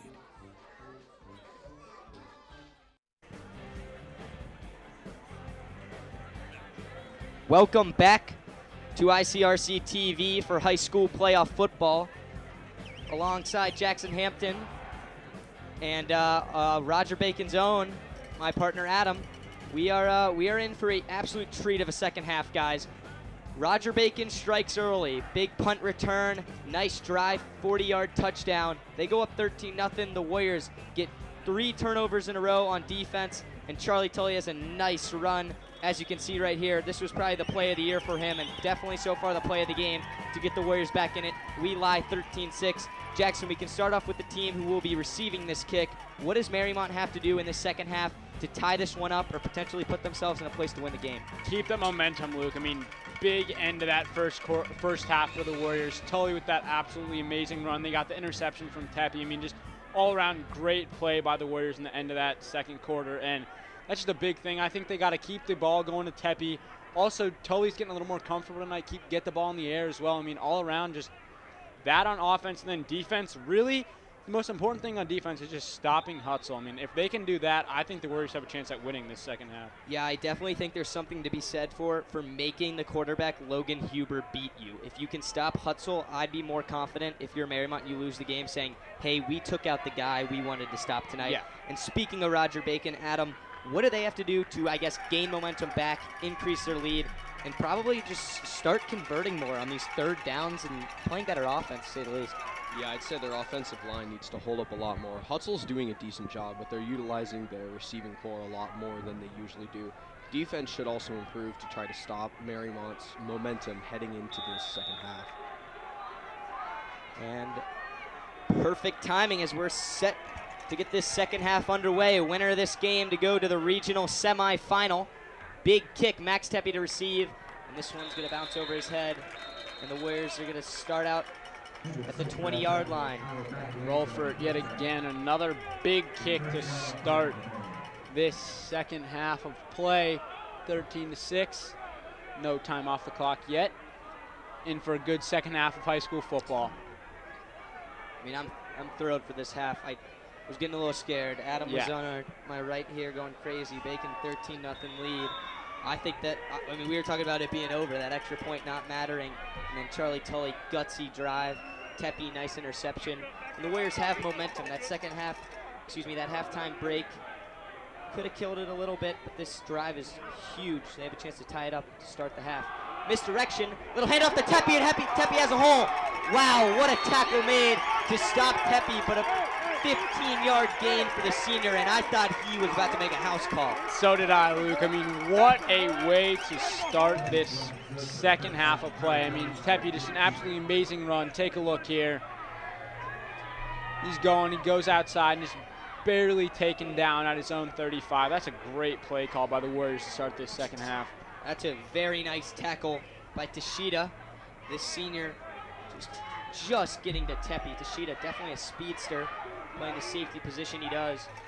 First down for the Warriors. They do the same exact play over again, but this one has a little bit of a different result. Tepe still picking up about 2 or 3 yards.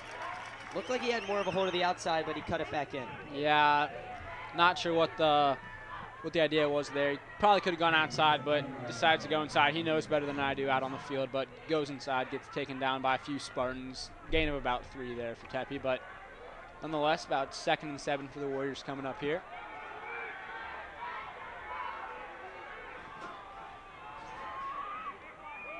Second and 7. Charlie Tully, screen pass out wide to Connor Souders. Catches this ball in stride and falls forward for a pickup of about 5 yards. And this is going to bring up a very early and important 3rd and short for the Warrior offense and the Spartan defense. Adam, we talked about this in the keys to the game. Roger Bacon needs to get to the quarterback. Coach Leone getting these quick little check downs, letting his sophomore not have to stand in the pocket too much. You think Bacon brings pressure here on 3rd and 3? Yeah, I think if they did, it would definitely be optimal for their game. They could possibly stop him here, but if Tully finds him in the pocket again, then he could just do another check down here. They're actually going to run it on 3rd and short. Tepe breaks a tackle. Oh, the VAR judge has him at a great spot. They both have him at the 40. We might have to bring the sticks out once again, Jackson. Yeah, I'm thinking we are. That was too close to call. I mean, oh, they're going to move him. What an end of the run. Tepe finishes the carry with emphasis, takes a big shot, and falls forward. I mean, if you're Roger Bacon, I think you are well-deserved to be a little bit upset about that spot. Yeah, I agree. I mean, that's a great Tepe all night, putting his head on the line to get those few extra yards, which have come into play here, as you can see, another first down. Souders in motion. Warriors have ran this play now 3 times where they send Souders in motion to hand it to Tepe, and this one the first one to go for negative yardage. And that's almost a 3 or 4 loss.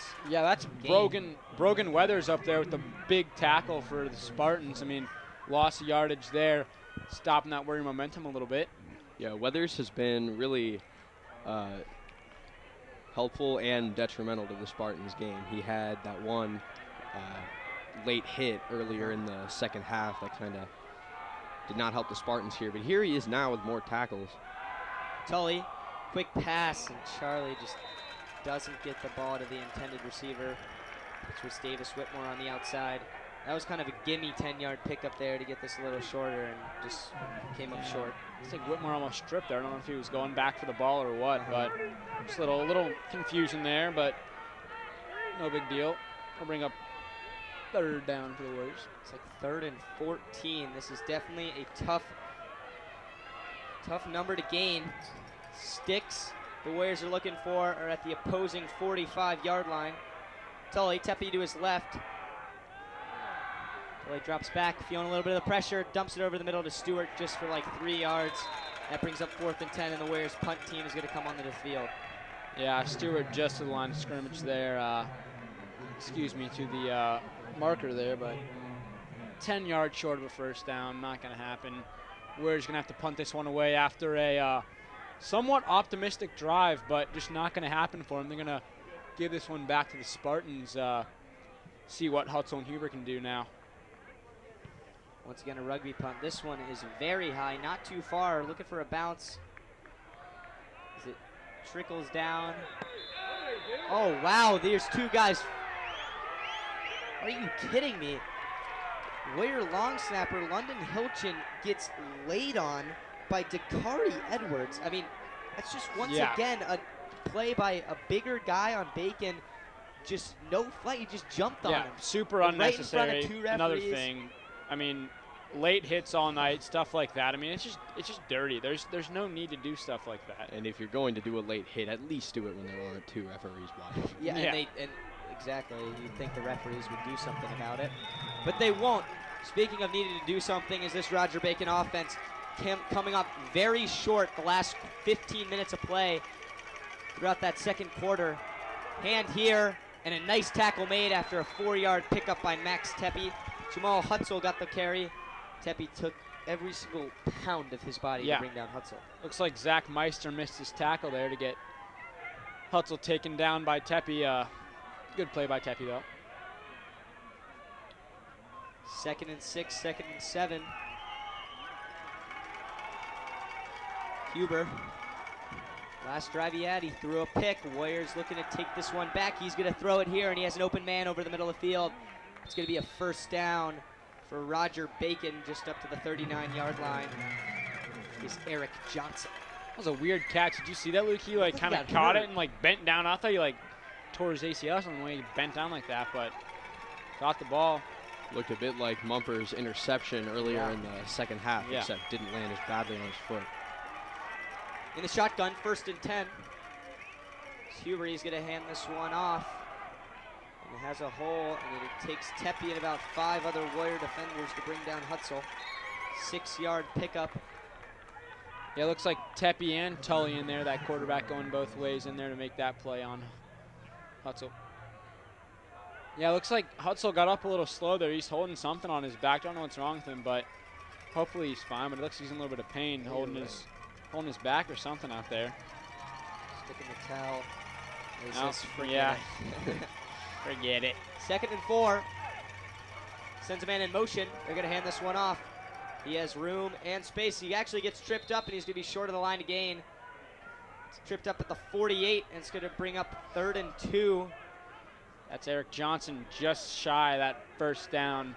Sent in motion, takes it all the way around that Warrior defensive line. 3rd and 1, actually. I'd be shocked if we don't see anything besides Hutzel here.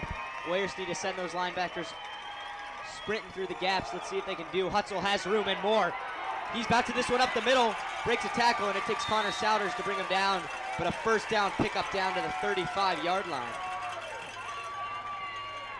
Take another look at this right here. Hutzel with that great run going through. That's a great play by his O-line, setting up with that nice hole. And Souders takes him down a little bit off balance. Looks like he was going for the spin move, but couldn't make that happen. That's an excellent first down by Hutzel. Looks like he's still bothering with his back. Not sure what's wrong there. I think it might be the towel. Yeah. Yeah, still struggling to get that towel in his back pocket. Speaking of Hutzel, they send him in motion out to the left. Design screen, and he's going to get blown up. What a play by Connor Souders. Read that from the jump, and that's going to be a loss of 7 yards. Souders is watching his film. He knew what was coming there. I mean, absolutely blows up Hutzel. You could see that one coming from a mile away. That is a big play by Connor Souders. Souders untouched. Take a look here. Watch how to just creep up. Souders in right away. Looks like on that play, looks like Mark Morgan also had his hands up trying to get that that swat out of the air, but Souders there to back him up. Right as the Spartans get in Warrior territory, it seems like this is where it goes into the gutter for their offense. Looking to change the script. Oh, this ball's up for grabs and picked off by Timmy Stewart. The Warriors now 2nd takeaway off the interception, and right on cue, the Spartans and Huber struggle inside Warrior territory, and Mariemont takes over at the 35-yard line. Luke, couldn't have said it better yourself. Theme of the game. Spartans get into the Warriors territory, and they are just throwing it left and right, getting him in a way. You can see there Hubert's throw. Looks like it was just fumbled and bounced around. Looked like it really just bounced in and out of his hands there. Mariemont showing the little Spartan as they run to the sideline. Spartans still have the lead, though. But the Mariemont offense takes a trip back onto the field, trying to change that. Just over 5.5 left in this 3rd quarter. Stewart. Boy, do we have a football game tonight. Stewart, bottom of your screen after that interception. Look for him. Maybe they go back to the well. They're going to go back to the well of Max Tepe. Looking for some blocks. Cuts this one up the hole. And what a nice carry by Tepe for 6 yards up to the 42. I did not think he was going to squeeze through there, Luke. That was a small hole, but he somehow managed to get through for a yard gain of 6.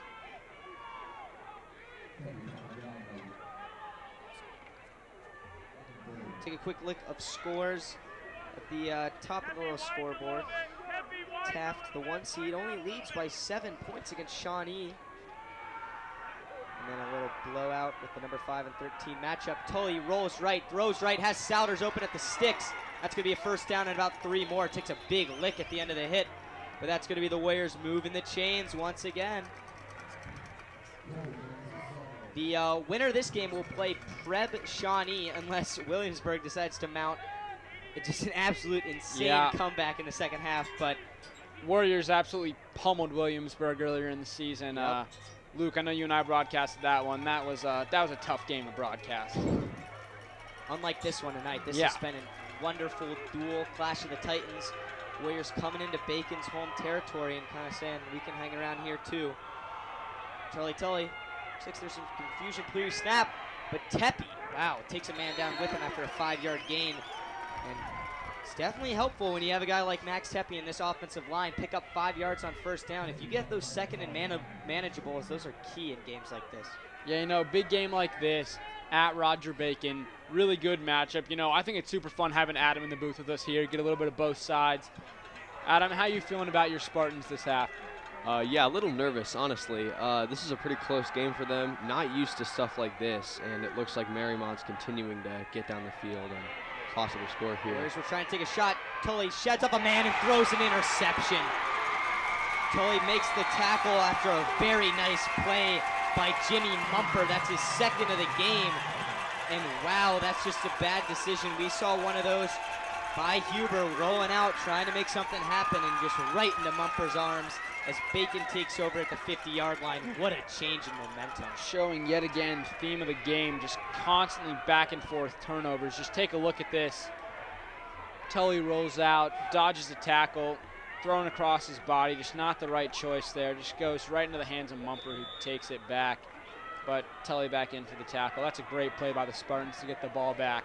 Yeah, not really feeling so nervous anymore as Mumper gets his second pick of the game while giving the Spartans decent field position here. Yeah, at the 50, they've struggled tremendously on offense. Another bad turnover once again. That one was not on Huber. They're going to run this one to their bread and butter, and he has the outside. Making a man miss down the sideline. Will he?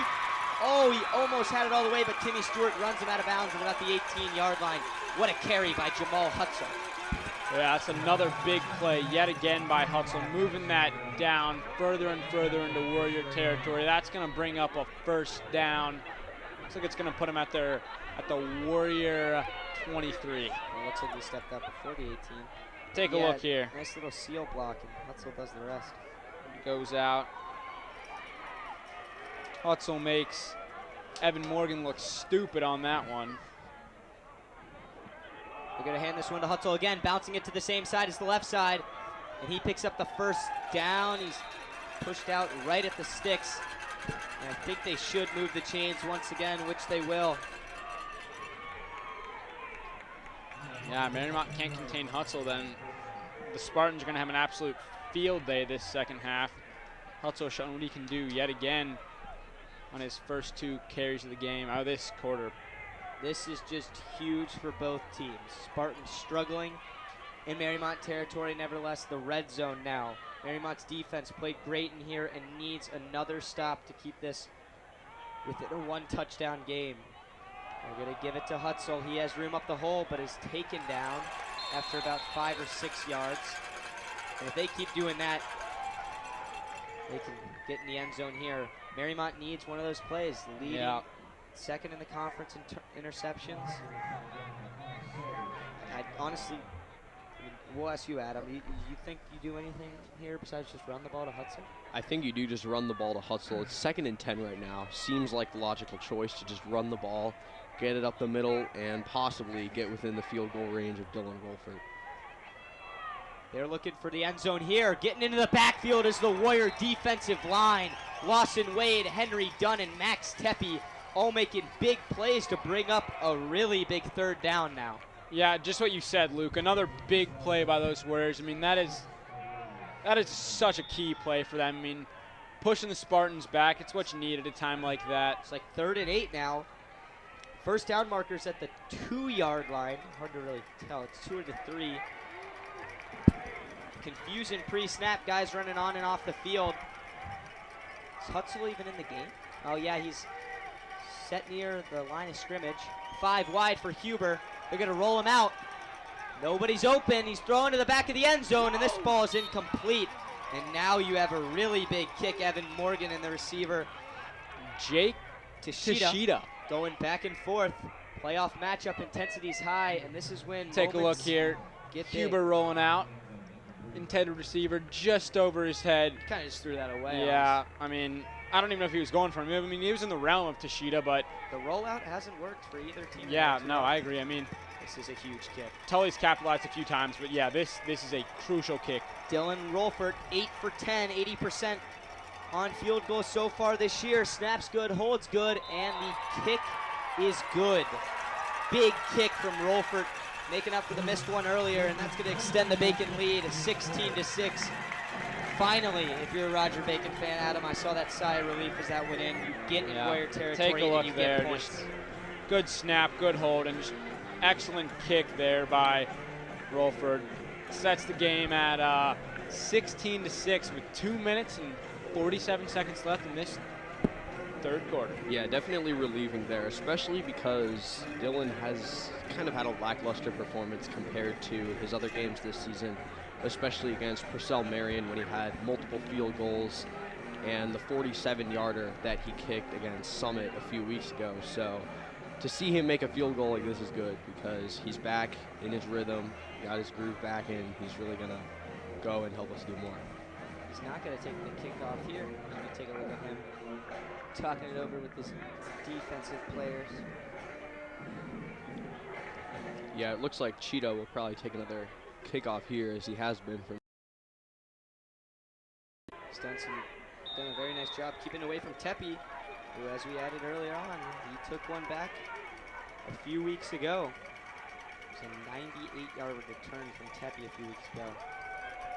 And will he catch this one? No, another nice kick, as this is now where it really, it has mattered the whole game, but this is where you can't make mistakes like what happened on the last drive. Under 3 minutes in the third quarter, coming into the fourth, I mean, they need points here, Jackson. Yeah, this is where my soccer coach always tells us little things become big things. Shout out to you, Coach Vonnigs.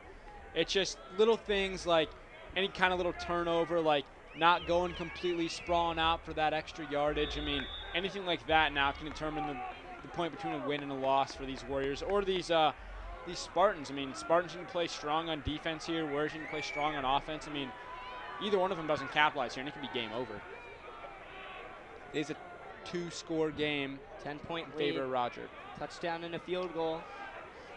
Warriors looking to get one or the other here. Hands it off to Tepe. Charlie on the QB keeper is going to bounce his one outside and take a big lick at the end of the run. Picks up about 4 yards. Tully is super shifty.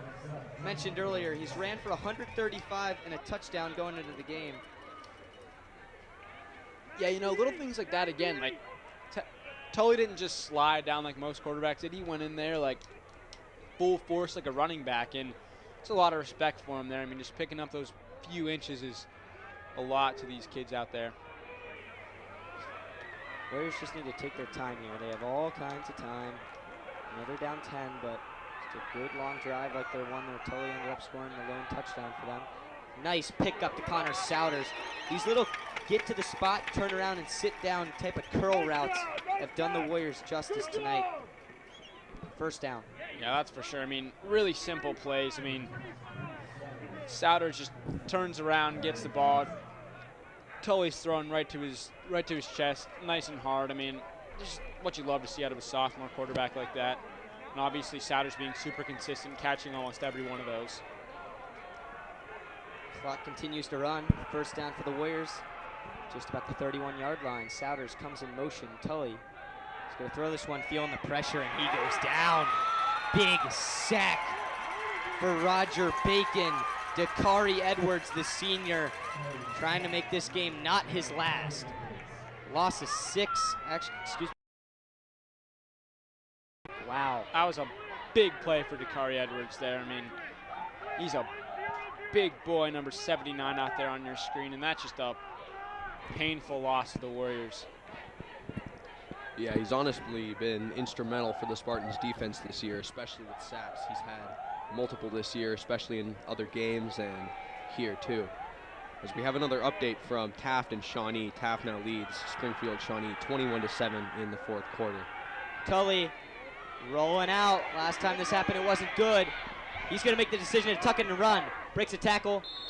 picks up some nice yardage, which makes us a 3rd and long still, but 3rd and 10 is a lot better than 3rd and 17. Great play by Charlie, and this is a big-time 3rd down for this Warriors offense. If they want a chance to compete in the 4th quarter of this game, they need a good call and a pickup. Yeah, you can see Tully going out to the sidelines, out of breath there, running all the way across the pocket, all the way outside, and gets out there. Might not have picked up anything, but he definitely got him just to 10. So that's a good play by Tully. Mariemont's going to take their time here as the clock runs. Oh, no, they're going hurry. They might try to just catch him off guard here. Stayed in the huddle. They knew the call. 3 seconds remain. They snap it. Tully's going to roll right, 3rd and 10. Oh, and he goes down. What a play. Nolan Wall screaming off the edge. And that's 4th and forever. 2 sacks on the defensive end as we conclude the 3rd quarter on ICRC-TV. Bacon leads 16-6. What a play made. Take a look at this. Tully back, rolling out again, as we've said. Rolling out just not working for him, and just stood up by Wall there and taken down to the ground to end that 3rd quarter of play. Your Roger Bacon Spartans lead 16-6 against Mariemont Warriors. We're just going to stick around here, take a look at the bracket. Talked about Shawnee and Taft. That's a 2-score game, just like this one. And you see a big crowd out there. I mean, for a cold game like this, freezing. I mean, it is really cold. Take a look up here. On your screen, you can see winner of Taft and Shawnee plays Versailles. And right here you got Bacon and Mariemont. Winner of this game will play the winner of Preble Shawnee and Williamsburg, which, as you saw earlier, Preble Shawnee just absolutely destroying Williamsburg. So this is kind of the, I mean, besides Shawnee and Taft, that's a 14-point game, but have it within 10 here as we go into the 4th quarter. This is the biggest upset watch so far as for the regional section of this bracket. Yeah, especially with Taft scraping by barely has kind of been the theme with them for the tournament. I know last week they played against Madeira and they won in like the final minute of the game. Very close game. Almost got upset by the bottom seeded team in our region, but we could potentially have an upset here with Roger Bacon and Madeira. I mean, not Madeira, Mariemont. 4th and forever. This is, Jackson, you literally hit the nail on the head. Everything matters in these games, and I think the biggest thing is special teams. Yeah. The kick returns, the punts. You just need to not, I mean, the last punt, a punt's going to probably decide this game. That insane return in the second or end of the 1st quarter, and this is another nice punt. See, takes a Bacon bounce, but still had nice hang time, and the Spartans will take over at their own 45. Yeah, little things like that, Luke, just sending that back into Bacon zone territory. That's a nice punt by Souders there. And like we were talking about earlier, little things become big things. I'm actually really surprised at that hurry up by Coach Leon in that end of that 3rd quarter. Yes, I'm surprised they didn't hold on to that. I was thinking for sure they were going to keep that, just wait it out till the 4th quarter and see what they can do from there. I just would have loved to see, like, I saw the Bacon guy jump the snap. When you have like a 3rd and 10 like that, go to the last second and then try to make them jump, you know, because they jump. Because if you're a Bacon defender, you're like, heck yeah, if they snapped this before, I literally know when they're going to snap it. Completely agree with you. Anyway, Bacon takes over, and they're doing more of the same as they've done all night. Nice tackle made, though, by Henry Dunn. Henry Dunn, big slows boy down. Hutzel. Down on that Mariemont defensive line. He's coming in at around 6'2", 235 pounds, and he's a big boy out there to stop Hutzel. Hutzel's only 5'6", like I said earlier, but that has not stopped him at all this season. Had a standout season, 24 touchdowns. I mean, what more can you ask for from running back? 2nd and 6. The Spartans trying to get in Mariemont territory. I definitely think the Warriors will start showing some more pressure. Pitch outside. Tepe screaming for his man. Nice play made by Evan Morgan to run Hutzel out of bounds. And that's only a 3-yard gain, and here's another 3rd down. Middle of the field, kind of a 50-50 play at the 50-yard line here. Whoever can make, I guess, be the bigger man at this point. I think you just win the line of scrimmage, honestly. Yeah, I couldn't agree more. I mean, little things like that, Evan Morgan, you can see, you can take a look here. Hutzel's going outside. Evan Morgan doesn't even have to tackle him, just kind of puts him out of bounds, slowly takes him out. I mean, that's exactly what you need, just force him out of bounds. Great play by Evan Morgan there. Bump the sticks back. 3rd and 4 is the number. This is a huge down for both squads. They're going to run it on 3rd and 4. And he has stood up just after like a 1-yard carry. And now it is decision-making time. Mark Morgan, Lawson Wade, Jack Milam doing their job. And I mean, if you're Bacon, you got to go for this, right? Yeah. I think you have to. I mean, just kind of a statement at this point, honestly. I mean, keep the ball there. If you turn it over, I mean. Adam, what's the play call? 45. Run or pass? I say if it's 4th and 3, I say we pass it here. We're going to see a timeout coming from Roger Bacon. They want to rethink. And guys, when we come back from this, I would not be surprised. They have the Coach of the Year, Mike Blott. Hard count. I'm saying they're going to go with the hard count, try to get the Warriors to jump and get a free first down. But if not, I still think they go for it.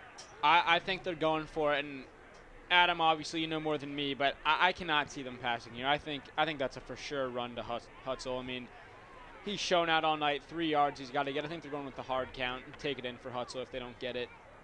This is just an enormous momentum play, I think. Yeah.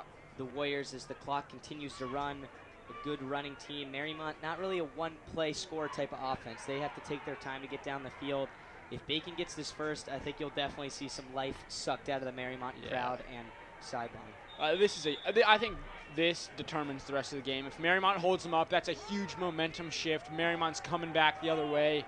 If Bacon gets it, Bacon keeps the ball, has the potential to make it a 3-score game. I mean, this could really go either way here. 4th and 2. The Spartans are gonna punt this away. Wow. Weird call, surprising call. Look out for the fake, though. Yeah, wise decision by them. Oh, they tried to fake it! They tried to run for it, and what a play by Mark Morgan! That is enormous! Morgan. What type of play call is that? I mean, we talk about special teams making an impact. You don't want to do it to yourself. Little things become big things, and Mark Morgan just showing those Spartans that right there. What a play. Oh. Talking about the coach of the conference, not a coach of the conference call right there. You can see. Wait, I don't even know what the heck Tashida was doing. Tashida just running outside. Was it a outside. rugby punt? It actually might have been a rugby punt. And he the way punt it. the way he was running outside, I think he was running too fast for a rugby punt. I think that was a trick play, and Mark Morgan stands him up, and that's a huge momentum shift, like we were just talking about. Yeah, I just don't get it. You have Jamal Hutzel, Player of the Year, Yeah. college offers 2 yards. guy, and 2 yards. Could have ran that. Let your best guy win the game. Yeah, honestly, with Cheetah, he probably should have just punted it there and not tried to do whatever he was doing. Take another look here at the punt. So he tucks it. Yeah, he did tuck it. That's what I'm saying. He's going for it. Cheetah just there.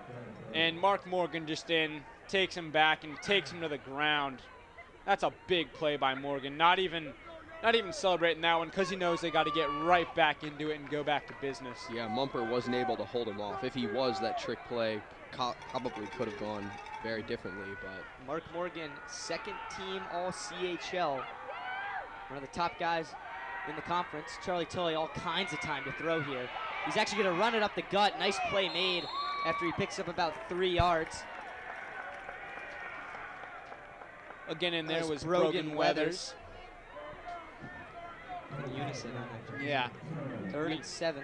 You know, they say, Luke, great minds think alike. And Brogan Weathers had a fantastic night so far. He's had a few messes, had a late hit on Tully earlier on in the game, but he's had a few crucial sacks that really kept this Bacon momentum going throughout this game. And Warriors blessed with great field position after the wonderful special teams play.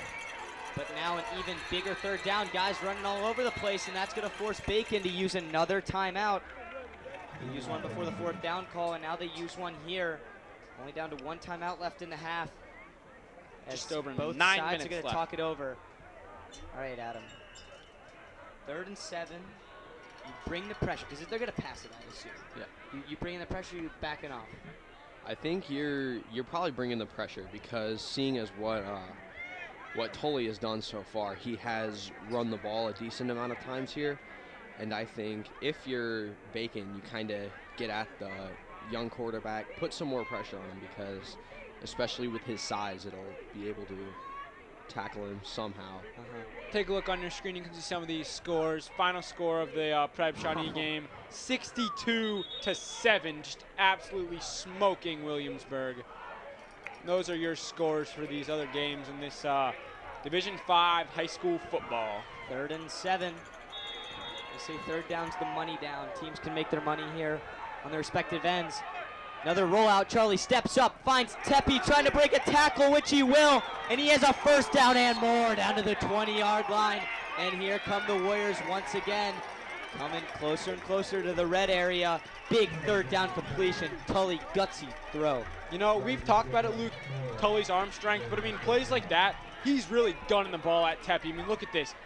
Beautiful placement right outside the reach of Jimmy Mumper and right into the arms of Tepe. Tepe continues to take that one down for 5+ more yards to get those chains moving and bring the Warriors to their own 20. Look out for Timmy Stewart here, top of your screen. He has a size matchup. They're going to go to Tepe once again.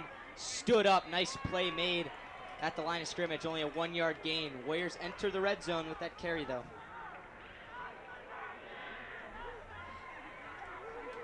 Biggest series of the game right here. Yep. Clock's rolling down under 8:30. I think the Warriors need to take a shot sooner or later. Second down's kind of a shot down. They're going to roll out right. Charlie gets a block. Needs to step up, but he just steps out. Is he going to lose yardage here? I think he's just going to step out right at the line of scrimmage, and that's going to bring up another 3rd and long for the Warrior offense. I don't like the rollouts. No, I don't either. It scares me every time.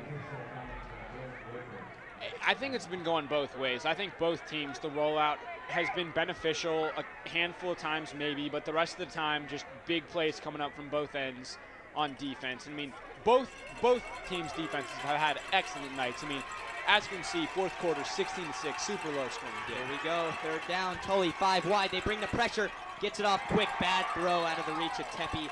Just tried to dump it off. And now it's 4th and 10 at the 20-yard line. This would be a 37-yard field goal attempt. And it looks like the Warriors have absolutely no intention to do Take a look here. Tully throws it just out of the reach of Tepe. Tepe reaching back for that one. It was just out of stride. Looks like Tully's staying on the field. Looks like they're going to go for it. Adam, you were right. 3rd down, they bring the pressure. I think that's what they should continue to do all night, to be honest. Yeah. They're super speedy coming off the edge, and they're showing a ton of pressure here. All the Warriors guys in one-on-one. Charlie's got to get this out quick. They bring the pressure. He needs to throw it, and he has no chance. What a play, 44. Jake Lawwill, the senior, making his presence felt. And if you're Charlie Tully, you just have to see that and try to get it out. I mean, there's really nothing he can do, but they showed pressure, and boy, did they bring it. Another wrestler there with a tackle, just like Nolan Wall. These guys know how to bring the pressure. They know how to turn up the speed, and that is what is benefiting the defense the most here. Yep. Yeah, I completely agree. That's another huge play by that Spartans defense. Jake Lawwell just taking Tully down and nowhere to go, but you're right. Veteran, that's a rookie mistake. Veterans probably would have gotten that out of their hands a little quicker, but Tully no can do there. Take a look on your screen. Right Tully through, untouched. And yet again, the presence of Brogan Weathers is everywhere. Weathers and Lawwell in there to scare Tully as they get the ball back. 8 minutes left, still all kinds of time in the 4th quarter. And we're probably going to see a steady dose of this guy as he is countered pretty nicely, but continues to shake off and spin out of tackles as he picks up 7. It's another excellent run by Jamal Hutzel. I mean, taking countless Warriors to get him down. I mean, that takes some real skill. I mean, he's just a low-to-the-ground frame. I mean, just take a look at this. Rolling outside, dodges Tepe, gets around him. Tepe misses the tackle. 1, 2, 3, 4, 5 maybe. 5 Warriors to take down Hutzel there for a pickup of about 8. That'll bring up 2nd and 2 for the Spartans on their own 40. 2nd and 2. Haven't seen too much of Huber. Kind of tending away from his arm. Feeding it to their guy, Hutzel, who gets it here. Breaking free is Duckwall. Nice play by Mark Morgan. Stops him, only picks up 1, and he's short of the stick. Another big 3rd down. 3rd down's key of the game. I mean, Adam, I don't know what it is. I feel like Bacon's line either is perfect or like non-existent. Yeah, that's really how it's been. There is no in-between during this game because Hutzel is either blown up right away or he gets a good run, gets him like 20-plus yards. Yep. And that's really how the offensive line has worked for today. All right, 3rd and 1. Looking for the run. Just the Warriors need to do a lot of the same like they did last play. Souders creeping up. He's coming in on a blitz. Duckwall's blitzing, has the gap, and gets to Hutzel. What a play by Max Tepe. Hit the hole hard, and that's a loss of 5, and here comes the punt team. That is a big play by Tepe. Take a look at this. Into the hands of Hubert, immediately given to Hutzel, and Tepe in the blink of an eye just takes him to the ground. Number 2 versus number 2, arguably best player on each team in my opinion. Indeed. And big punt here. Souders set back to receive. Tashika, we know what happened the last time they punted it. Warriors are showing like they're about to bring the house at them. They actually drop back, and this is a really good punt. Takes a Bacon bounce. Oh wow. It's gonna roll. What a punt. That takes it back to the, that is just, what a punt. I mean, got that great spin on that ball to just get that, hit the ground and go rolling. Very different from last punt. Don't know what was happening that last time, but this time it's clear all the way back to the Take a look at that. Honestly, a low snap and great execution by Cheetah to get that out of there and just roll, roll, roll, baby, roll. All the way down to the Warrior 10. It's going to bring up the Warriors 1st and 10 at their own 10. And they need something that they haven't had all night, and that is yards and points fast. Time is now a factor. Down 2 possessions with 6 minutes remaining. Like we need said to take before, a shot to one of your guys here. Like we said before, Mariemont's been a team that isn't a one play, get all the way down the field type of team. Yeah. They just kind of do it right, what you saw right there. A little dink and dunk, 4 yards. And those are going to cut it in normal games. I mean, the Warriors offense played pretty well this year. They've averaged 25 points per game and 298 yards per game. Finally taking somewhat of a shot, and they execute. 1st down, Souders. Need to get this hurry-up offense going. They just need to take a shot to Souders or Stewart on the outside. They have to get it down the field. They got to go quick because they have to score, get the ball back to Bacon, onside kick potentially, get the ball back, and score again. I mean, under 6 minutes left. Bacon bringing the house. Quick. Tully rolls out, has actually somewhat space. Tully taking this one. Very nice pickup. Picks up about 15 as he steps out of bounds at the 35, and the Warriors offense is moving. Nice job getting out of bounds by the sophomore. Yeah, you can take a look here. See Tully just rolling outside, has it in his arms for the throw, just tucks that in all the way outside, and the smart play to go right out of bounds. Stop that clock and pick up the 1st down to bring them to their own 35. 5 minutes and 40 seconds remaining in this game. Warriors down 16-6. 2 very nice plays to start the drive. Tully in the 5 wide. Surprisingly, the Spartans don't show pressure here. Warrior O-line holds up nice. Little dump off to Tepe. Makes a man miss. Try to get it out of bounds here, Max. Oh, he picks up 7 yards. Play made by Timony Andrew. Struggle with that name all night. Brogan Weathers yet again in there too. Tepe Weathers is a beast. Getting out of both of them, but Warriors getting the ball back again, getting this ball back into play. Charlie drops back, dumps it off to Max. Doesn't have too many blocks and runs a man over as he hits the outside. That looked a little bit late. Timione and Geyer on the play. Geyer had, I watched the end of this play. After you look at this replay, look what Geyer does. Tepe, I mean, he puts his head down and instigates every bit of it. But Tepe's out of bounds right there. Yeah. And that's a finish to the play. Yeah, I think it could go either way. I mean, Tepe was still going. I mean, potentially foot in bounds. I don't know. I mean, I think he was just finishing the play. Like in hockey, we're always taught to finish our hits. When someone makes a pass, you follow through it. I think he's just finishing the play there. I just think there's been a lot of questionable, unsportsmanlike conduct calls, and it has been Bacon on the best side of every single one besides an absolutely clear late hit earlier. Yeah, I couldn't agree more. Bacon's been playing a little cheap this game. I mean, late hits on Tully, that young sophomore quarterback, taking it like a champ, and just little stuff like that, just kind of unnecessary. I mean, I get it. Big game. I mean, going to the regional semis after this, both teams pumped up. Regional semis on the line as we approach the 5-minute mark. Tully this time rolling out left, all kinds of time.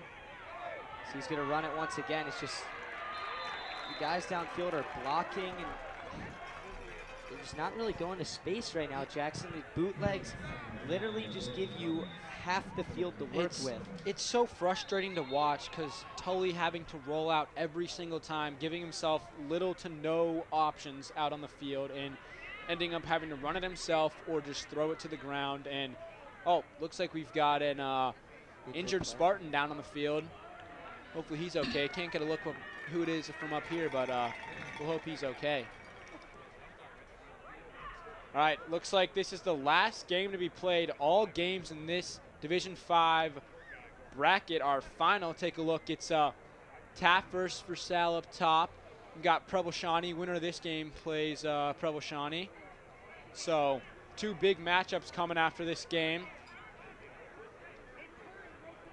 Player's still down. We're hoping he's okay. We've got multiple medical trainers down with him. Coach Leone talking to his players, I'm sure, just getting them amped up, kind of like putting it into realization. Like, it's like 54 is up. That's Brogan Weathers, big presence tonight. I did not know that. He's been a really big help. He hits the sideline, and it doesn't look like he has any intention. Big shout out to our producers, Dean Lowry and Josh Semsport. Director also is Josh Semsport. And in the booth, of course, I'm alongside Luke Brenneman and Adam Gearing, and I'm Jackson Hampton. Tully finds Souders, has room in front of him. Great play by the senior to get out of bounds, and the Warriors enter Bacon territory.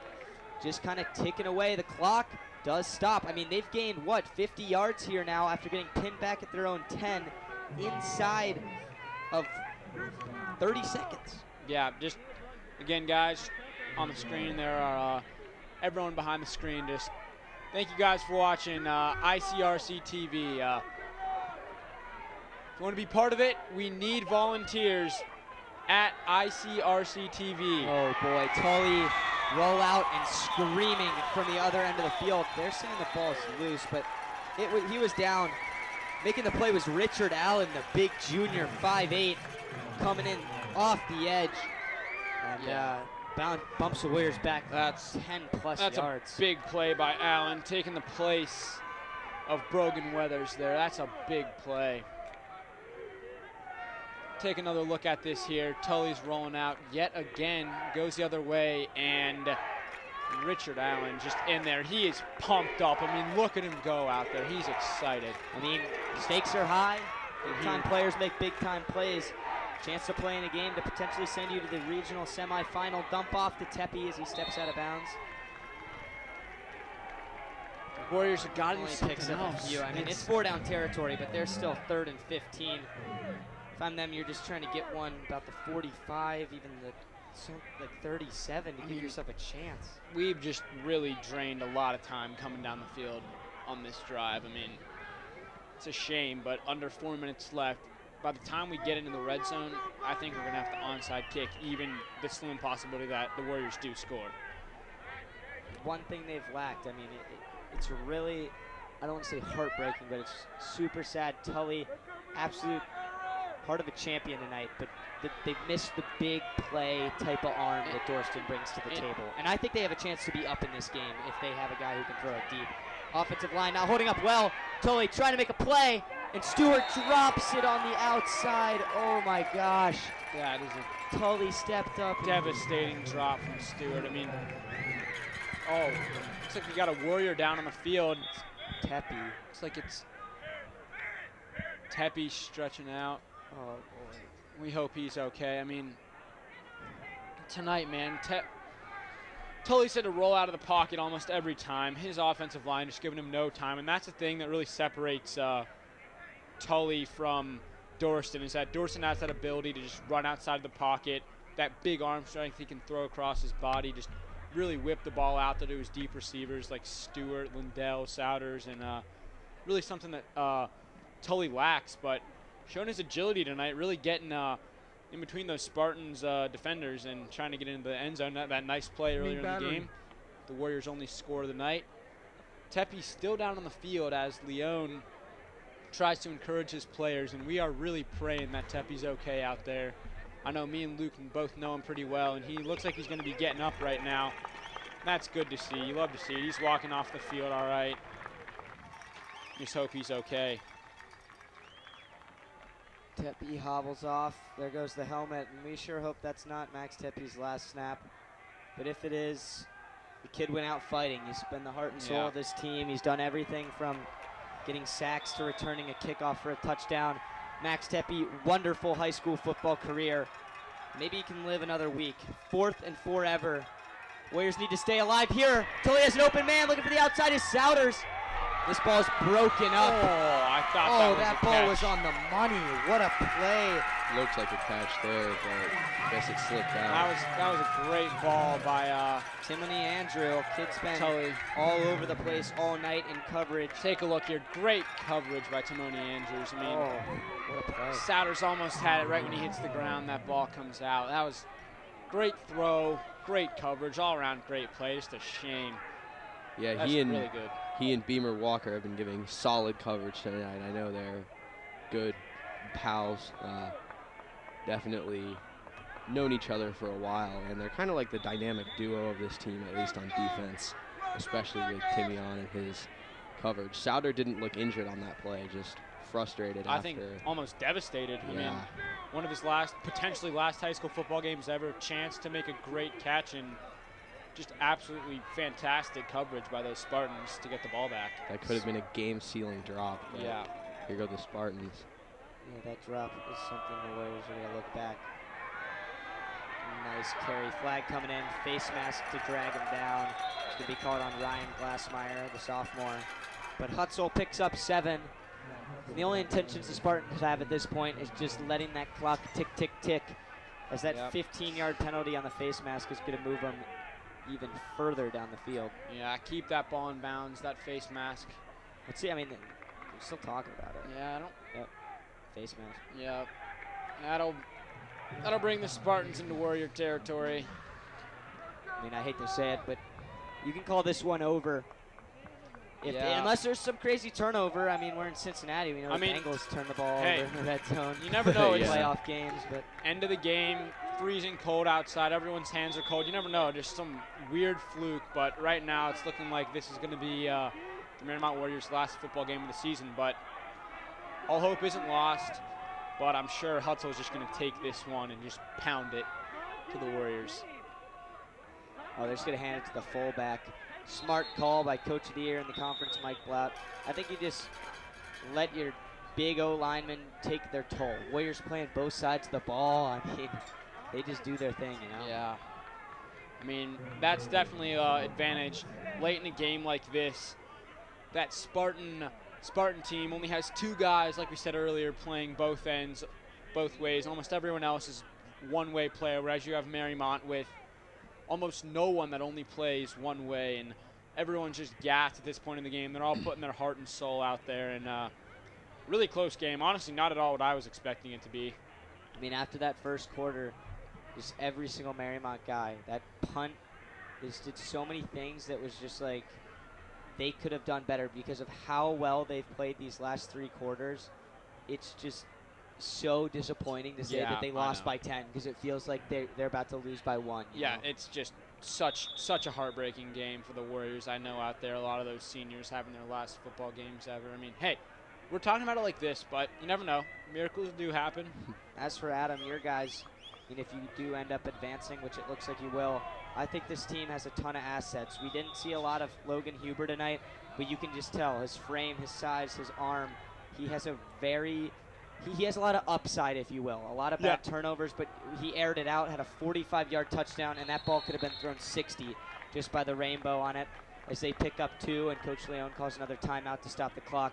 But, I mean, Roger Bacon, assets all over the field, offense and defense. Of course, Jamal Hutzel stands out. But we saw huge performances out of Eric Johnson, the receiver. Wonderful first half from Beamer Walker. I mean, we can just take a look at these scoring plays. Speed, size, agility. That throw by Huber, just an excellent throw, right on the money. Beamer Walker, house call to start it. And then Tully, he fought the Warriors back. He did everything he could. Sophomore showed a ton of guts tonight. I mean, look at that run. Yeah, that looks like a college play right there. It does. I was just about to say the same thing. And then this was just all Eric Johnson right here. Yeah. Can't forget that big kick from Dylan Rolfert, just drilling that. That was a game sealer right there. Yeah, that was a game sealer. And if I'm those Spartans, I'm out there. I'm nice and confident right now. Yeah, you're sitting pretty. Yeah. I think Mariemont just used its final timeout. And this is a big third down, though, because they would have to play a fourth down. They're going to pitch it outside. Screaming after him is Tepe, and no. What a carry by Hutzel. Takes the whole Warriors team to push him out of bounds. He's not happy he got out of bounds. You Yeah, can tell sure, he's Hutzel wanted to stay in bounds. Yeah, just get down, but great job by the Warriors defense to get him out there, but looks like that's going to bring up 1st and 10 for the Spartans. They're in the Warriors Warriors side of the field. Looks like they're on the Warriors 16, and again, just running this clock down. Under 3 minutes left in the game. Clock still ticking away. Just going to wait till they have to snap it. Yeah. I think if they get one more first down, they can finally go into victory formation and take a knee. The first down might be a touchdown. I mean, the sticks at the 6-yard line. I mean, I think that's a statement. Going into the regional semis, saying you beat a team by like 3 scores, like say 23-24-6, that's a lot bigger of a deal than 16-6. I could see him doing it. We're going to give the ball to Hutzel. Nice play made by Timmy Stewart, trying to jar the ball loose. See, it's going to get credited for a tackle of a loss. Brings it up 2nd and 11. And Mariemont calls its 3rd and final timeout of the ball game with 2:11 remaining. 16-6 Bacon lead. Yeah, this is getting down to the wires right here. I mean, Bacon still has 2 more downs to make something work, and not even make anything work, just to run the clock down. If they can get another first down, save it down, take a knee, and call it a game. These Warriors are just going to be fighting as desperate as possible to try to get this ball back.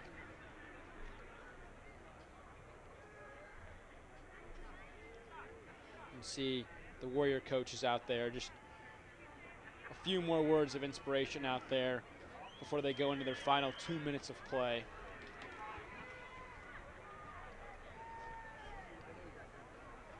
Shout out to all the Mariemont seniors. Kids left on the field. Player of the game, Connor Souders going into it.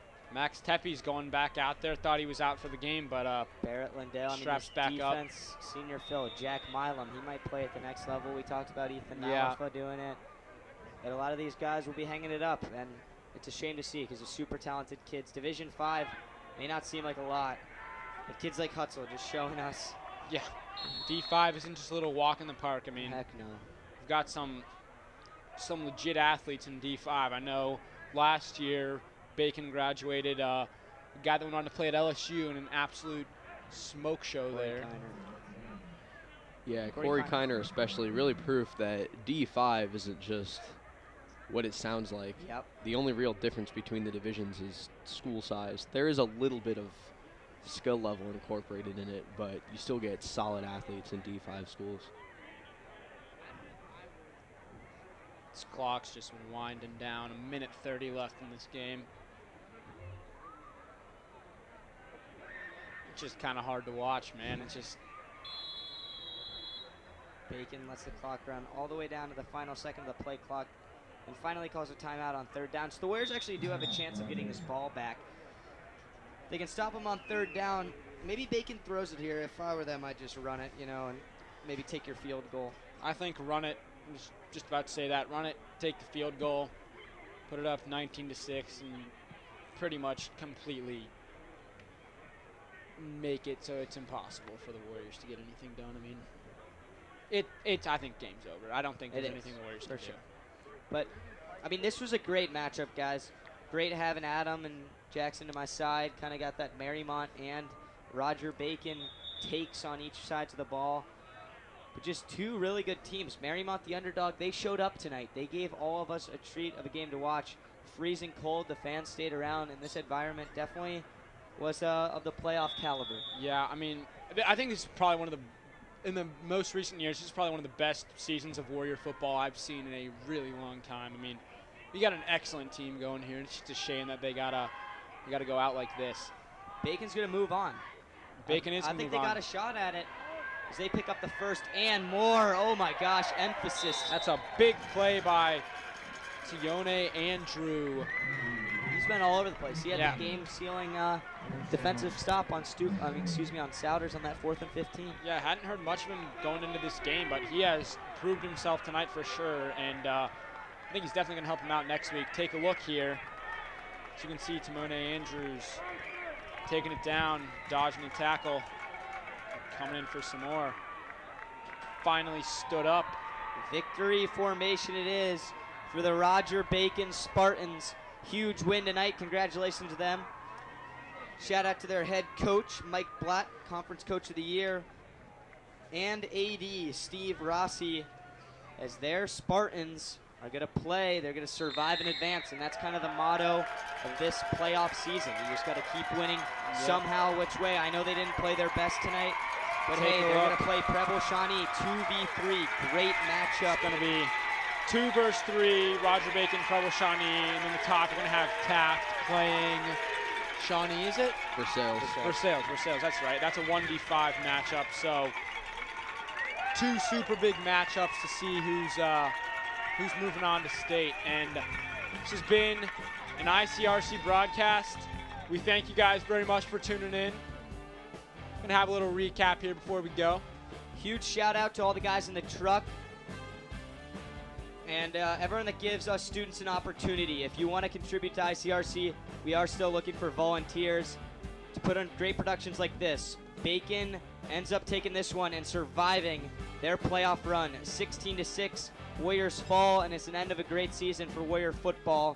We'll be back better than ever next year. Same with me and Jackson. Yep. I know, Adam, you'll probably be doing some more games. But thank you to ICRC, and another wonderful showing of high school football. Have a good night, folks, and stay warm.